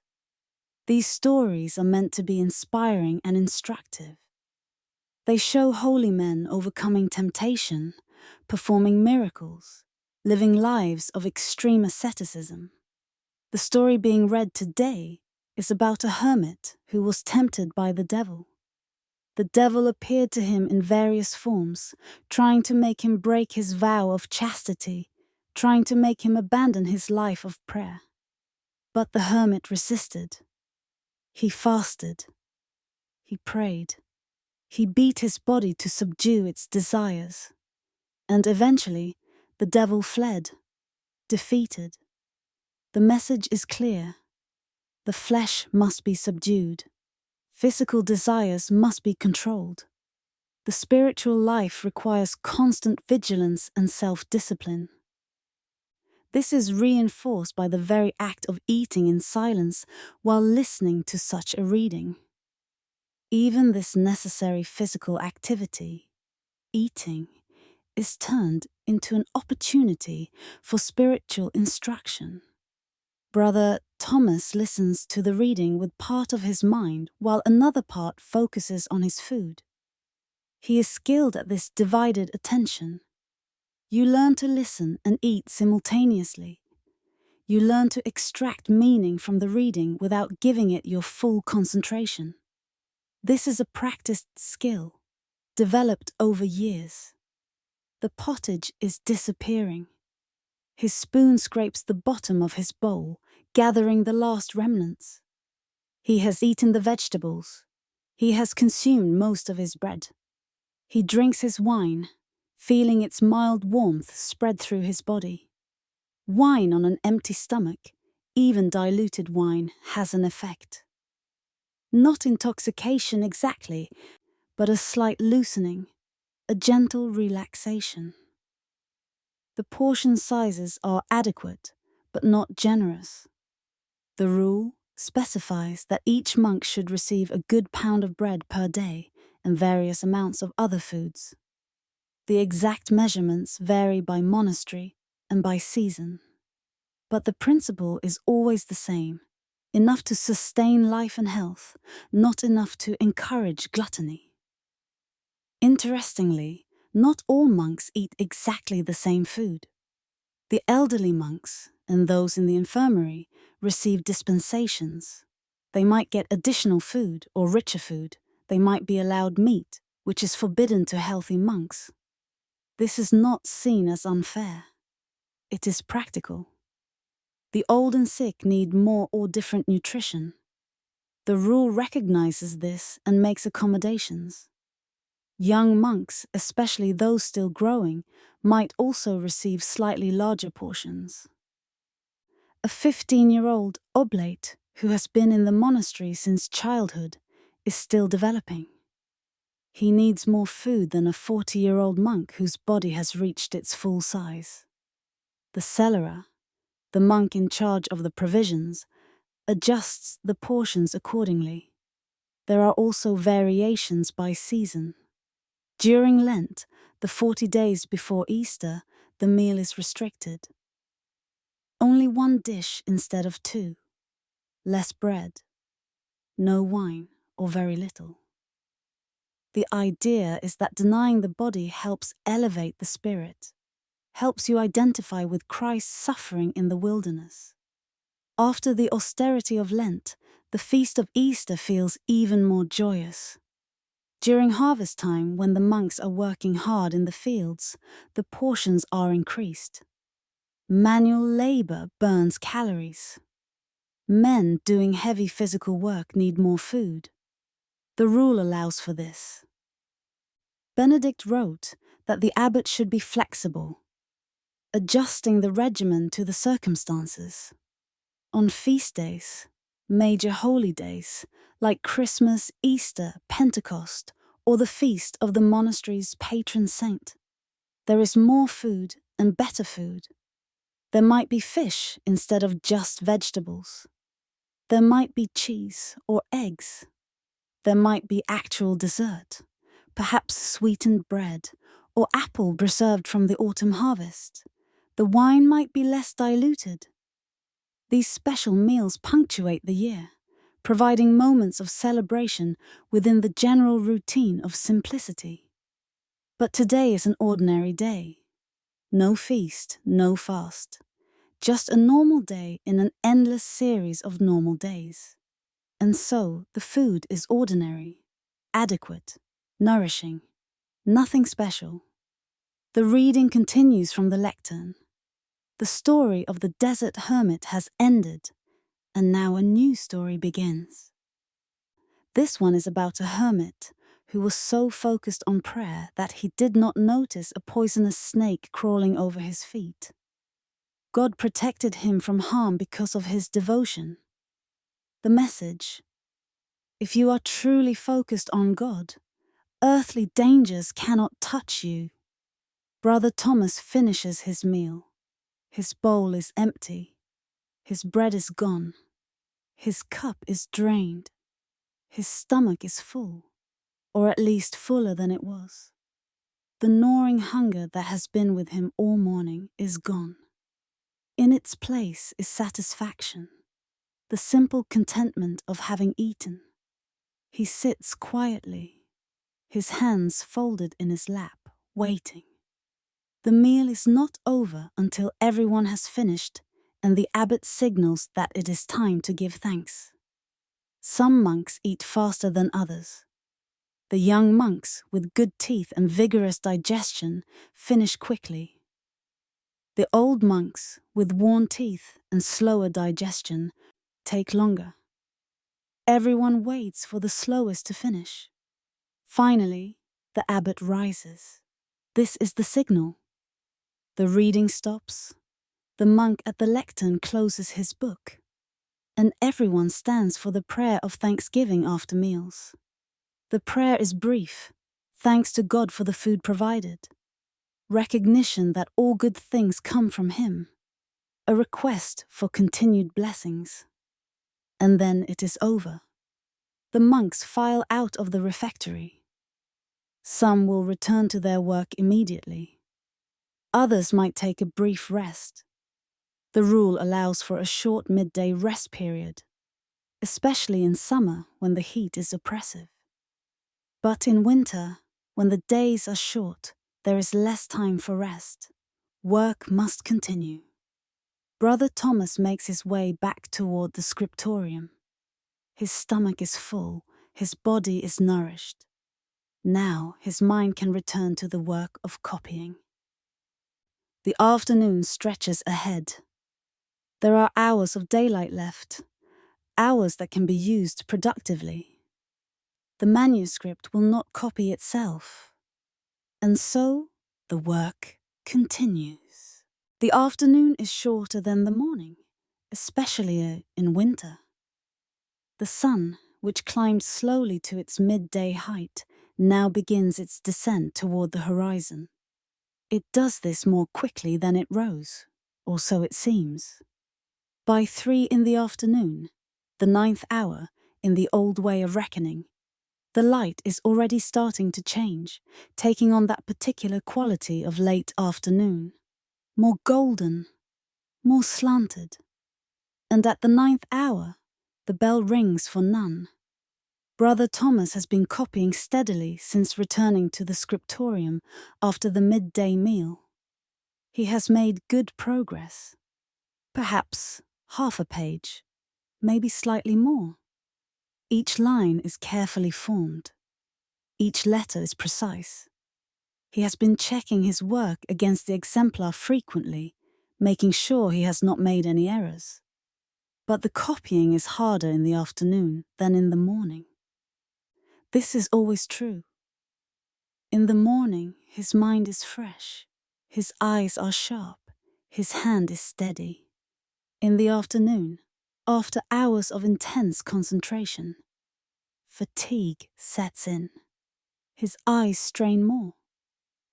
His hand cramps more easily. Small errors creep in. A letter reversed, a word skipped, a line repeated. He must be vigilant. He must check his work constantly, because catching an error immediately is much easier than catching it later. If he notices a mistake right away, he can scrape it off with his knife and rewrite it. But if the error goes unnoticed until the page is complete, until other monks have reviewed the work and found the mistake, then the entire page might need to be discarded. Parchment is too valuable to waste. When the bell rings for none, Brother Thomas feels relief. He has been working for about 2 hours since the midday meal. His back is stiff. His fingers are sore. His eyes feel scratchy and tired. A break from the work, even a short break for prayer, is welcome. He makes his way to the church. The other monks are doing the same. They have been scattered throughout the monastery, each engaged in his particular task. But now they converge on the church, drawn by the bell-like iron filings, drawn to a magnet. None is another of the little hours. It follows the same structure as terce and sext. 3 psalms, a brief reading, prayers. The service lasts perhaps 15 or 20 minutes.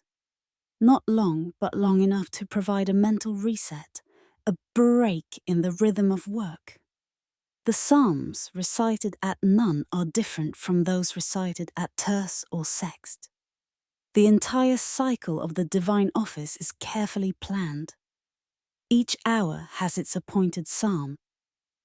Over the course of a week, all 150 psalms are recited. Some psalms are recited multiple times because they are particularly appropriate for certain hours or occasions. Others are recited only once a week. Brother Thomas knows these psalms intimately. He has recited them thousands of times. He is currently copying them letter by letter in the scriptorium. They are woven into the fabric of his consciousness. When he hears the first few words of a psalm, the rest flows automatically in his mind, even if it is not being spoken aloud. Today, one of the psalms is number 109. the longest psalm which is recited in sections over several days. This psalm is an extended meditation on the law of God, on Scripture, on the beauty and importance of divine commandments. Blessed are those whose way is blameless, who walk in the law of the Lord. Each verse praises God's law, God's word, God's statutes. It is fitting that Brother Thomas, who spends his days copying God's word, hears this psalm regularly. After none, the monks return to their work. But the afternoon feels different from the morning. There is less time remaining. The light is fading. The air is growing colder. There is a sense of the day winding down, even though there are still hours of work to be done. Brother Thomas returns to his desk in the scriptorium. He examines the page he has been working on. The ink is dry now. He runs his finger lightly over the surface, feeling the slight texture where the ink has soaked into the parchment. The writing is good, clear, legible. No obvious errors that he can see. But he will check it again, more carefully, when the page is complete. He dips his quill in the ink and continues where he left off. Line by line, word by word. The work is meditative in its way. The repetitive nature of it, dip the pen, form a letter, dip the pen, form another letter, creates a rhythm. Your mind can rest in this rhythm, not thinking about anything in particular, just being present in the moment. But the afternoon copying is also more challenging. The light is changing. The sun is lower in the sky, and the angle of the light coming through the windows is different. Shadows fall across his desk that were not there in the morning. He must shift his position slightly, must angle the parchment to catch the best light. In winter, this problem becomes acute. By late afternoon, the light is fading rapidly. The scriptorium has oil lamps that can be lit, but lamplight is not ideal for copying. It flickers. It casts shadows. It is dimmer than daylight. Most scribes prefer to stop work before the light becomes too poor, rather than trying to work by lamplight. Brother Thomas knows that he has perhaps another hour, maybe 2, before the light becomes insufficient. He works steadily, trying to make the most of the remaining daylight. Around him, other monks are doing the same. The monk copying the Gospel is several pages ahead of Brother Thomas. He has been working on that particular manuscript for longer. The monk copying Augustine is struggling with a particularly dense passage of theological reasoning, trying to make sure he captures every word accurately. The illuminator is applying gold leaf to a capital letter, working with infinite patience and care. There is almost no conversation in the scriptorium. The rule encourages silence, especially during work. Speech should be reserved for necessary communication. Idle chatter is discouraged. So the only sounds are the scratch of quill wheels on parchment, the occasional shuffle of someone shifting position, the soft thud of a pot of ink being set down on a wooden desk. This silence is not oppressive. It is peaceful. It allows for concentration. It creates an atmosphere where deep work is possible. No one is interrupting you with questions or comments. No one is making noise that breaks your focus. You are alone with your work, surrounded by others who are also alone with theirs. It is a communal solitude, if such a thing can exist. Brother Thomas's hand moves across the page. The letters flow from his pen. Slowly, very slowly, the page fills. Another line complete. Another line begun. The text is Psalm 24. The earth is the Lord's, and the fullness thereof, the world and those who dwell therein. Words he has recited countless times in prayer. Words he now writes in beautiful black letters on cream-colored parchment. His mind wanders occasionally. He thinks about the monks who will use this psalter when it is complete. Perhaps young monks learning the divine office, following along in the book as they recite the Psalms. Perhaps older monks whose eyesight is failing, who need a clearly written text to read. This book will outlast him. Long after he is dead and buried in the monastery cemetery, this book will still be here, still being used. There is something profound about that. Something that makes the cramped fingers and strained eyes worthwhile. The light continues to fade. The shadows grow longer. Brother Thomas glances out the window. The sun is getting low. It will set soon. Not immediately. There is still some time, but soon. Another hour at most. He redoubles his concentration, trying to complete another few lines before the light becomes too dim. One line. Another line. Another. The work continues. The page slowly fills. And then, just as he is thinking he might have time for one more line, the bell rings. This bell is different. This is the bell for Vespers, the evening prayer. Vespers is one of the major offices, longer than the little hours.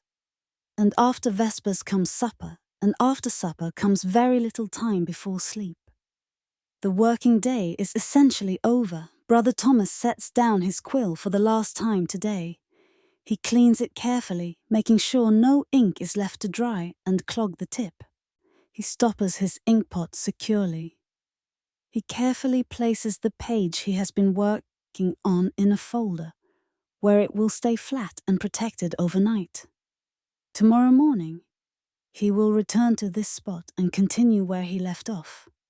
But for today, the copying is done. He stands and stretches. His back cracks. His shoulders are tight. His fingers are stiff. But there is satisfaction in having completed a good day's work. He has added several lines to the manuscript. Not many, perhaps, but each line is a small victory. Each word is progress. Each letter brings the project closer to completion. He makes his way toward the church, joining the procession of monks converging for Vespers. The afternoon is ending. Evening is beginning. And with it comes the final phase of the monastic day. The sun is touching the horizon now. In summer, this would mean the day still has hours to go. But in winter, sunset comes early. By the time Vespers begins, the light is already fading rapidly. Within an hour, it will be fully dark. The monks gather in the church for Vespers. This is one of the 3 major offices of the day, along with vigils and lauds. It is longer and more elaborate than the little hours. It marks the transition from day to night, from labor to rest, from the active life to the contemplative life. The church is colder now than it was at midday. The brief warmth provided by the winter sun has dissipated. The stone walls and floors are returning to their natural state. Cold, always cold. The monks settle into their choir stalls, pulling their habits more tightly around themselves. Candles and oil lamps are being lit throughout the church. The sacrist and the monk responsible for maintaining the church and its vessels moves about with a taper, touching flame to wick after wick. The lights are placed strategically, some near the altar, some near the choir, where the monks will need to see their books, some in the nave for any visitors who might attend the service. The flickering candlelight creates a very different atmosphere than daylight. Everything is softer, warmer, more intimate. Shadows dance on the walls. Faces are half lit, half in shadow. There is a sense of enclosure, of being protected within this small sphere of light, while darkness gathers outside. Vespers begins. The opening prayers are intoned. The monks respond, and then the chanting starts. The psalms chosen for Vespers often speak of evenings, of rest, of God's protection through the night. Let my prayer be counted as incense before you, and the lifting up of my hands as the evening sacrifice, one psalm says. These are prayers of completion, of gratitude for the day that has passed, of trust in God's continuing care as night approaches. Brother Thomas chants along with his brothers. His voice blends with theirs, creating a unified sound that fills the church. After a full day of work, after hours of silence in the scriptorium, there is something releasing about using his voice, about joining in this communal act of worship. The chanting at Vespers is perhaps more beautiful than at other hours. This is purely subjective, but many monks feel it. Perhaps it is the exhaustion of the day's labor making them more emotionally open. Perhaps it is the candlelight creating a more contemplative mood. Perhaps it is simply that Vespers, marking as it does the boundary between day and night, has a special significance.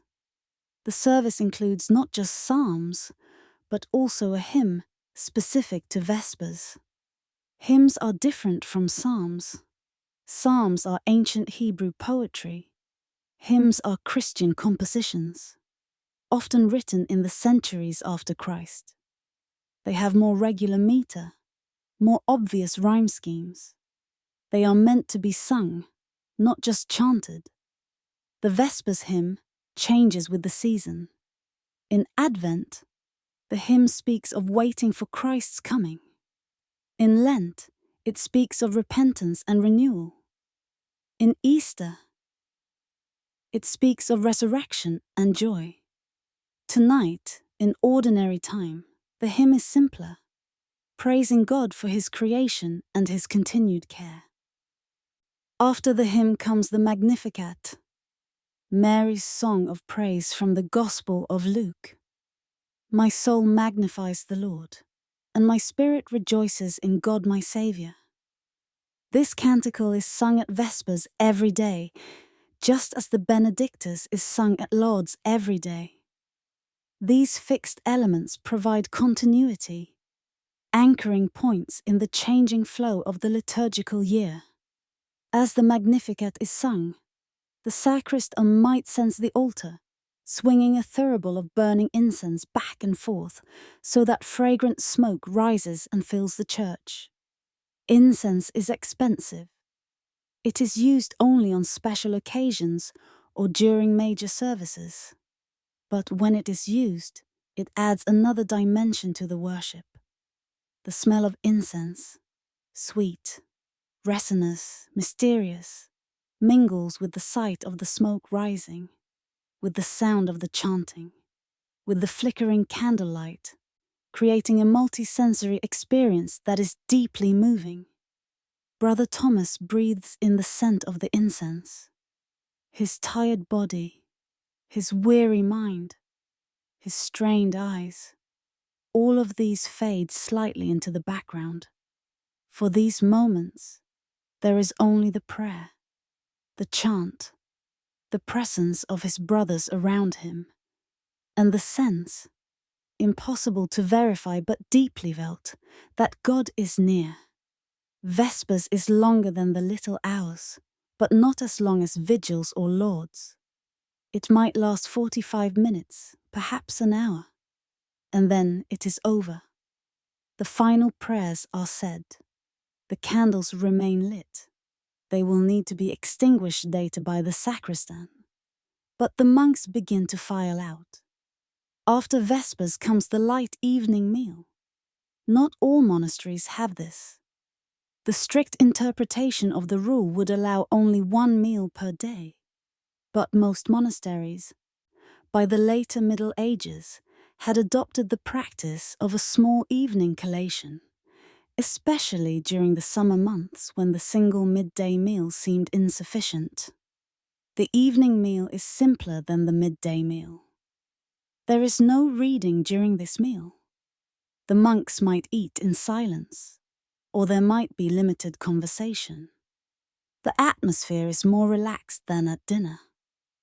The food is minimal, perhaps bread and cheese, perhaps some fruit if it is the season for it.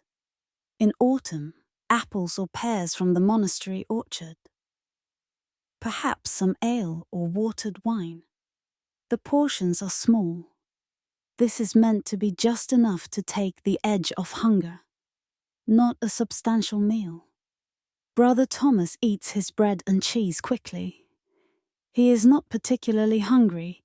The midday meal was adequate, but the evening is cold, and the food provides some warmth and comfort. The cheese is hard, aged, salty. It has been made from the monastery's own dairy cows, from milk produced over the summer and preserved through the autumn. In winter, when the cows are not producing much milk, aged cheese is an important source of protein and fat. After the simple meal, there is a brief period of free time before Combline. The monks might use this time in various ways. Some engage in private prayer, either in the church or in their cells if the monastery has individual cells, rather than a communal dormitory. Some read if there is sufficient light. Some simply sit quietly, resting before the final service of the day. The term free time might be misleading. This is not recreation in the modern sense. The monks do not play games or engage in entertainment. But there is a certain loosening, a certain permission to use the time as the individual sees fit, rather than according to a fixed schedule. Brother Thomas chooses to walk slowly in the cloister. The cloister walk is covered, protecting him from the wind and any rain or snow, though tonight it is clear. The open courtyard in the center of the cloister is dark, barely visible in the fading light. He walks slowly, his hands folded inside the sleeves of his habit for warmth, his mind mostly quiet. Walking in the cloister at this hour has become a habit for him. He does not think about it much. It is simply what he does. The gentle movement helps his body recover from the long hours of sitting at his desk. The cool air clears his mind. The rhythm of walking, left foot, right foot, left foot, right foot, is its own form of meditation. He passes other monks in the cloister. They nod to each other in acknowledgement, but do not speak. The great silence has not yet officially begun. That comes after Compline. But evening is a time when speech is discouraged. There is nothing that needs to be said. The silence is comfortable, companionable. As Brother Thomas walks, the light continues to fade. The sky, visible through the arches of the cloister, deepens from blue to indigo to black. Stars begin to appear, first one or two, then dozens, then hundreds. The winter sky, clear and cold, is brilliant with stars. Brother Thomas glances up occasionally, seeing the familiar constellations. The monks know the stars well. They observe them throughout the year, watching their positions change with the seasons. The darkness is almost complete now. Someone has lit an oil lamp in the cloister, providing just enough light to navigate safely. Brother Thomas can barely see his own feet, but he knows this space intimately. He could walk this cloister in complete darkness and not stumble. He has walked it thousands of times over the years. And then, from the church, the bell rings one final time today.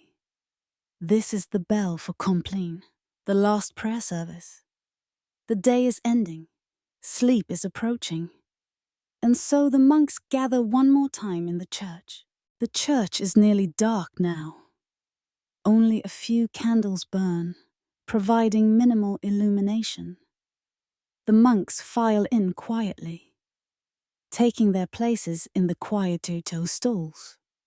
There is a sense of the day winding down, of energy ebbing, of readiness for rest. Compline is the shortest of the major offices.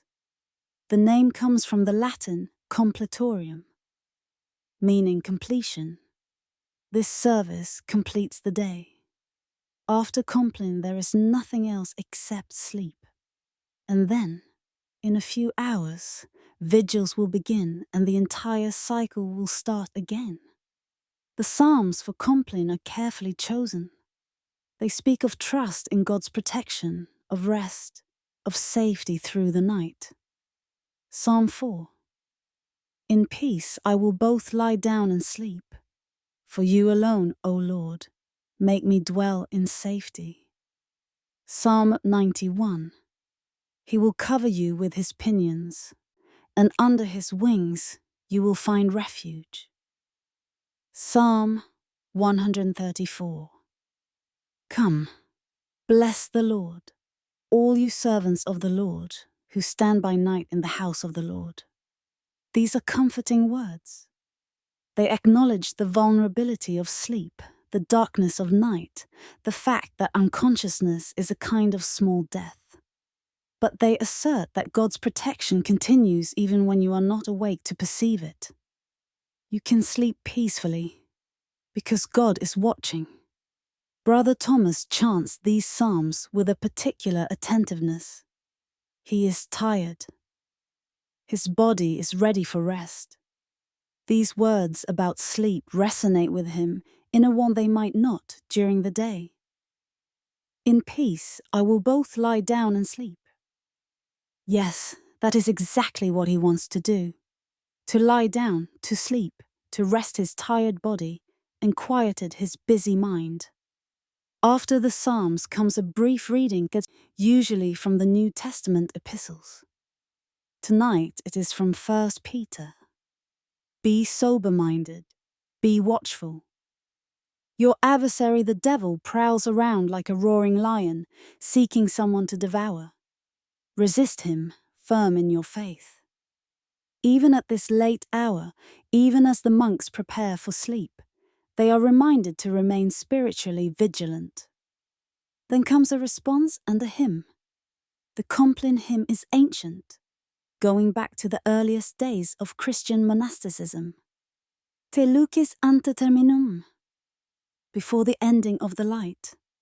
It is a prayer for protection through the night, a request that God will guard the monks while they sleep, keeping away evil dreams, calming their hearts, blessing their rest. And finally, there is a prayer that Brother Thomas particularly loves. It appears at Compline in many monasteries, though the exact words vary. May the Almighty and merciful Lord grant us a quiet night and a perfect end. A quiet night, meaning peaceful sleep, free from disturbance. And a perfect end, meaning a good death, whenever that may come, a death that leads to eternal life with God. This prayer acknowledges something that medieval people understood very well. Sleep and death are related. When you go to sleep, there is no guarantee you will wake up. Death could come in the night. An illness that seemed minor during the day could worsen fatally by morning. The heart could simply stop. Sleep is a daily rehearsal for death, a nightly release of consciousness that could, on any given night, become permanent. But the prayer asks for a quiet night. Not eternal sleep tonight, but restful sleep. Sleep that leads to morning and waking. And when death does come, as it will, inevitably, may it be a perfect end, meaning a good death, a holy death, a death that transitions smoothly from this life to the next. After this final prayer, the monks leave the church. There is no procession, no formality. They simply rise and make their way toward the dormitory. The great silence has now begun. From this moment until after Lord's tomorrow morning, no one should speak unless absolutely necessary. An emergency might justify breaking the silence, but nothing less. The monks climb the stairs to the dormitory. They move quietly, carefully, not wanting to disturb their brothers, who might already be settling down to sleep. The dormitory is dark except for a single candle in a protected lantern, providing just enough light to navigate without stumbling over beds. Brother Thomas makes his way to his bed. It is a simple wooden frame with a straw mattress.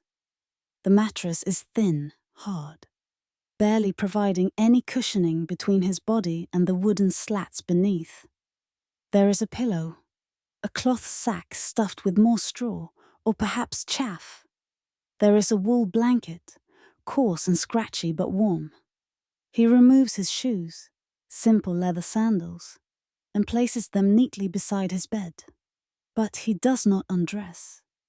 The monks sleep in their habits. This serves multiple purposes. First, it means they can rise quickly for vigils without having to fumble for clothing in the darkness. Second, it is more modest. The monastic life emphasizes modesty at all times, even in sleep. Third, it is warmer. The dormitory is not heated. In winter, it is bitterly cold. Keeping your clothes on helps retain body heat. Brother Thomas lies down on his hard bed. He pulls the blanket over himself. The wool is rough against his skin, but its weight is comforting. He shifts slightly, trying to find a position that is not too uncomfortable. The mattress is lumpy. The wooden slats beneath are hard. His body is tired and sore from the day's work, but he is accustomed to this bed. He has slept on it for years. It is not comfortable, but it is familiar. Around him, the dormitory is filling with monks. They come in ones and twos, moving quietly to their assigned beds. There is the soft rustle of fabric as they lie down. There is the creak of a wooden bed frames taking weight. There is the sound of breathing, gradually slowing and deepening as men begin to fall asleep. The dormitory is never completely silent. Even in the great silence, even with everyone trying to be quiet, there are sounds. Someone coughs. Someone shifts position, making their bed creak. Someone sighs. These sounds are human and familiar. They are almost comforting in their way. You are not alone. You are surrounded by your brothers. Brother Thomas lies on his back, his hands folded on his chest. He is tired, but sleep does not come immediately. His mind is still active, reviewing the day, the pages he copied, the prayers he chanted, the meals he ate, the work he accomplished. Nothing dramatic happened. It was just an ordinary day. But that is the point. In the monastery, every day is ordinary, and in that ordinariness there is peace. He thinks about tomorrow. It will be much like today. Vigils in the darkness, lauds at dawn, work in the scriptorium, the cycle of prayers, the simple meals, the slow accumulation of progress on the manuscript, day after day after day. This sameness, which might drive some people mad, brings him comfort. He knows what to expect. There are no surprises, no challenges beyond the ordinary challenges of monastic life. Just the steady rhythm of the hours, the days, the years. His breathing slows. His body relaxes into the hard mattress. The noises of the dormitory fade into the background. He is aware of them, but they do not disturb him. His mind begins to drift. Thoughts become less coherent. The boundary between waking and sleeping becomes blurred. And then he is asleep. Outside, the night is deep and dark. The stars wheel slowly across the sky. The winter cold deepens. In the villages surrounding the monastery, peasants sleep in their cottages, huddled together for warmth. In castles, lords and ladies sleep in their beds, perhaps with fires burning in their chambers. In towns, most people are asleep, though perhaps a few taverns are still open, still serving drink to those who have no need to rise early. But in the monastery, all is quiet. The monks sleep in their dormitory. The church stands silent and dark. The cloister is empty. Only the sacristan, making his final rounds, is awake, checking that all the candles are safely extinguished, that all the doors are properly secured. The monastery sleeps, but not for long. In a few hours, 3, 4, perhaps 5, the bell will ring, and when it does, the monks will rise from their beds. They will descend the night stairs into the cold church. They will begin their prayers, and the cycle will start again, day after day after day after day, for as long as they live, for as long as the monastery stands. This is the monastic life. This is what they have chosen. This is what they do. And for Brother Thomas, lying in his hard bed, sleeping his interrupted sleep, it is enough.